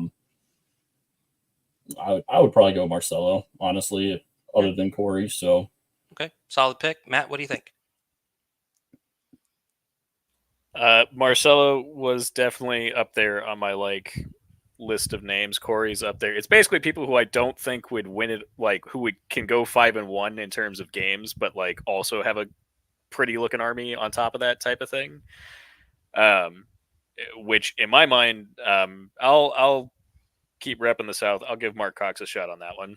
I think Mark's sports speak for themselves. He's always a good game, and his paint has ratcheted up significantly the last couple of years. And then on top of that, I don't think he's going to go, 6-0 and win the whole thing, but I definitely think he could go 4-2 or 5-1 and get close enough to shoot for a Paragon run. I can see that. Solid pick. I played Mark before. He's definitely a fun guy to play. Rossi, you got a pick for Paragon? I put down Corey Reynolds. I mean, the painting is really his army is gorgeous, and he's just a nice dude, and he'll go 5-1. And how do you stop that? Right, the triple threat is real, All right. And lastly, who is going to be this year's master? I'm going to start asking Travis, and work my way down. I'm going to go with Adam gets to be the first master to repeat. All right. Matt, who do you think? It was a super close run between Adam and Travis in my mind for who I would pick to win it overall Masters-wise, and I gave it to Travis by the smallest edge, mostly because when I hear Adam talk about his Masters run, it's because Travis wasn't there. Fair. Jeremy, what do you think? This is why I love Masters so much, right? Is trying to figure out all these little things. I was leaning towards Travis because I'm like, he's got to get there eventually. But I just played Adam the other day, and that list is still so good. It's just, there's not a lot of lists and things that you play against, and you're like, okay, it's turn 2, and I have no idea what to do. None. So I think that's having Adam be the first repeat master. I like that. So I'm going to go with Adam. All right. And Mr. Rossi. See, I'm rethinking my pick. I picked Travis, but in my mind now, Travis and Adam play each other round 6, right? And Adam plays some shenanigans on top of stealth all over the place, and just Keith has flashbacks to hanging out in Adam's basement and going, "Oh my God, it's happening again!" Right? That essentially is, I think, what's going to be going on. So, and Travis will win all 6 of his games and still lose master to somebody else, right? Because that's how it works. By 1 point, one thing. If I'd only overrun an inch on game 3, there's 17 alternate universes where Travis won Masters 7 times out of 8, But that's what I got. Cool. Yeah, I mean, we will see what happens. There's always favorites. There's always usual suspects. And sometimes people just, come out of left field and nobody quite sees it coming. So I'm really excited to see what happens. Thank you so much, panelists, for joining me to go over all this stuff tonight. Thanks to Travis and Matt and Jeremy and Mike. It's been great hanging out with you guys. I can't wait to see everyone. Can't wait to see everyone in Can't Masters. wait to see everyone. Excited. Next weekend, Masters is next weekend, folks, in Washington, D.C. It's going to be great. For everybody who's traveling here, please travel safely. We will see y'all when we get here. The games will all be streamed on Dash 28 Live, which is this YouTube channel. So if you want to know where you can see what's going on, this is the place. Just come back here at any point in the weekend and we'll be streaming. If we get everything set up early enough on Friday night and there are people playing practice games, we might stream a random practice match Friday night. You never know. There will be more info coming your way this week as we lead up to the event. So keep your eyes open for that on the usual places, on Facebook, on the kingsofwarmasters.com site, and on dash28.org. We're going to have information for folks on how you submit your scores with your phone. For folks that have never used our scoring system before, we'll probably have some info on what the hangout situation at the hotel is. and other like social stuff going on, and just general updated information about like the layout of the hotel, so you can find your way around easily when you get there. So just keep your eyes open. We're gonna have more information coming from you over the course of the week. When we're done here, I am gonna post links to the full poll results of what everyone picked and who picked what, and all the fantasy teams. And those are the two URLs that I'll post a few more times, a few more places to remind people. But those will be the URLs that you can look at over the course of the weekend to see all the scores for the first round matchups, and then so you can check up on your fantasy teams to see how they're doing. We'll also have another link that we'll post later that will have the live scores as they are submitted for everybody to see. No one will have to ask who won what match or whatever. Everyone will be able to just look in real time as the scores come in. So that should be great. Everyone's going to be well informed and up to date, and we're all going to follow along with this event together and have a great time watching the community come together and play. I'm super excited for everybody to come. So everybody, please travel safely, and we will see you next weekend in DC. So till then, I'm your host, Mike Adkins, saying you stay safe out there, and we will see you next time on Dash 28 Live. Good night, everybody.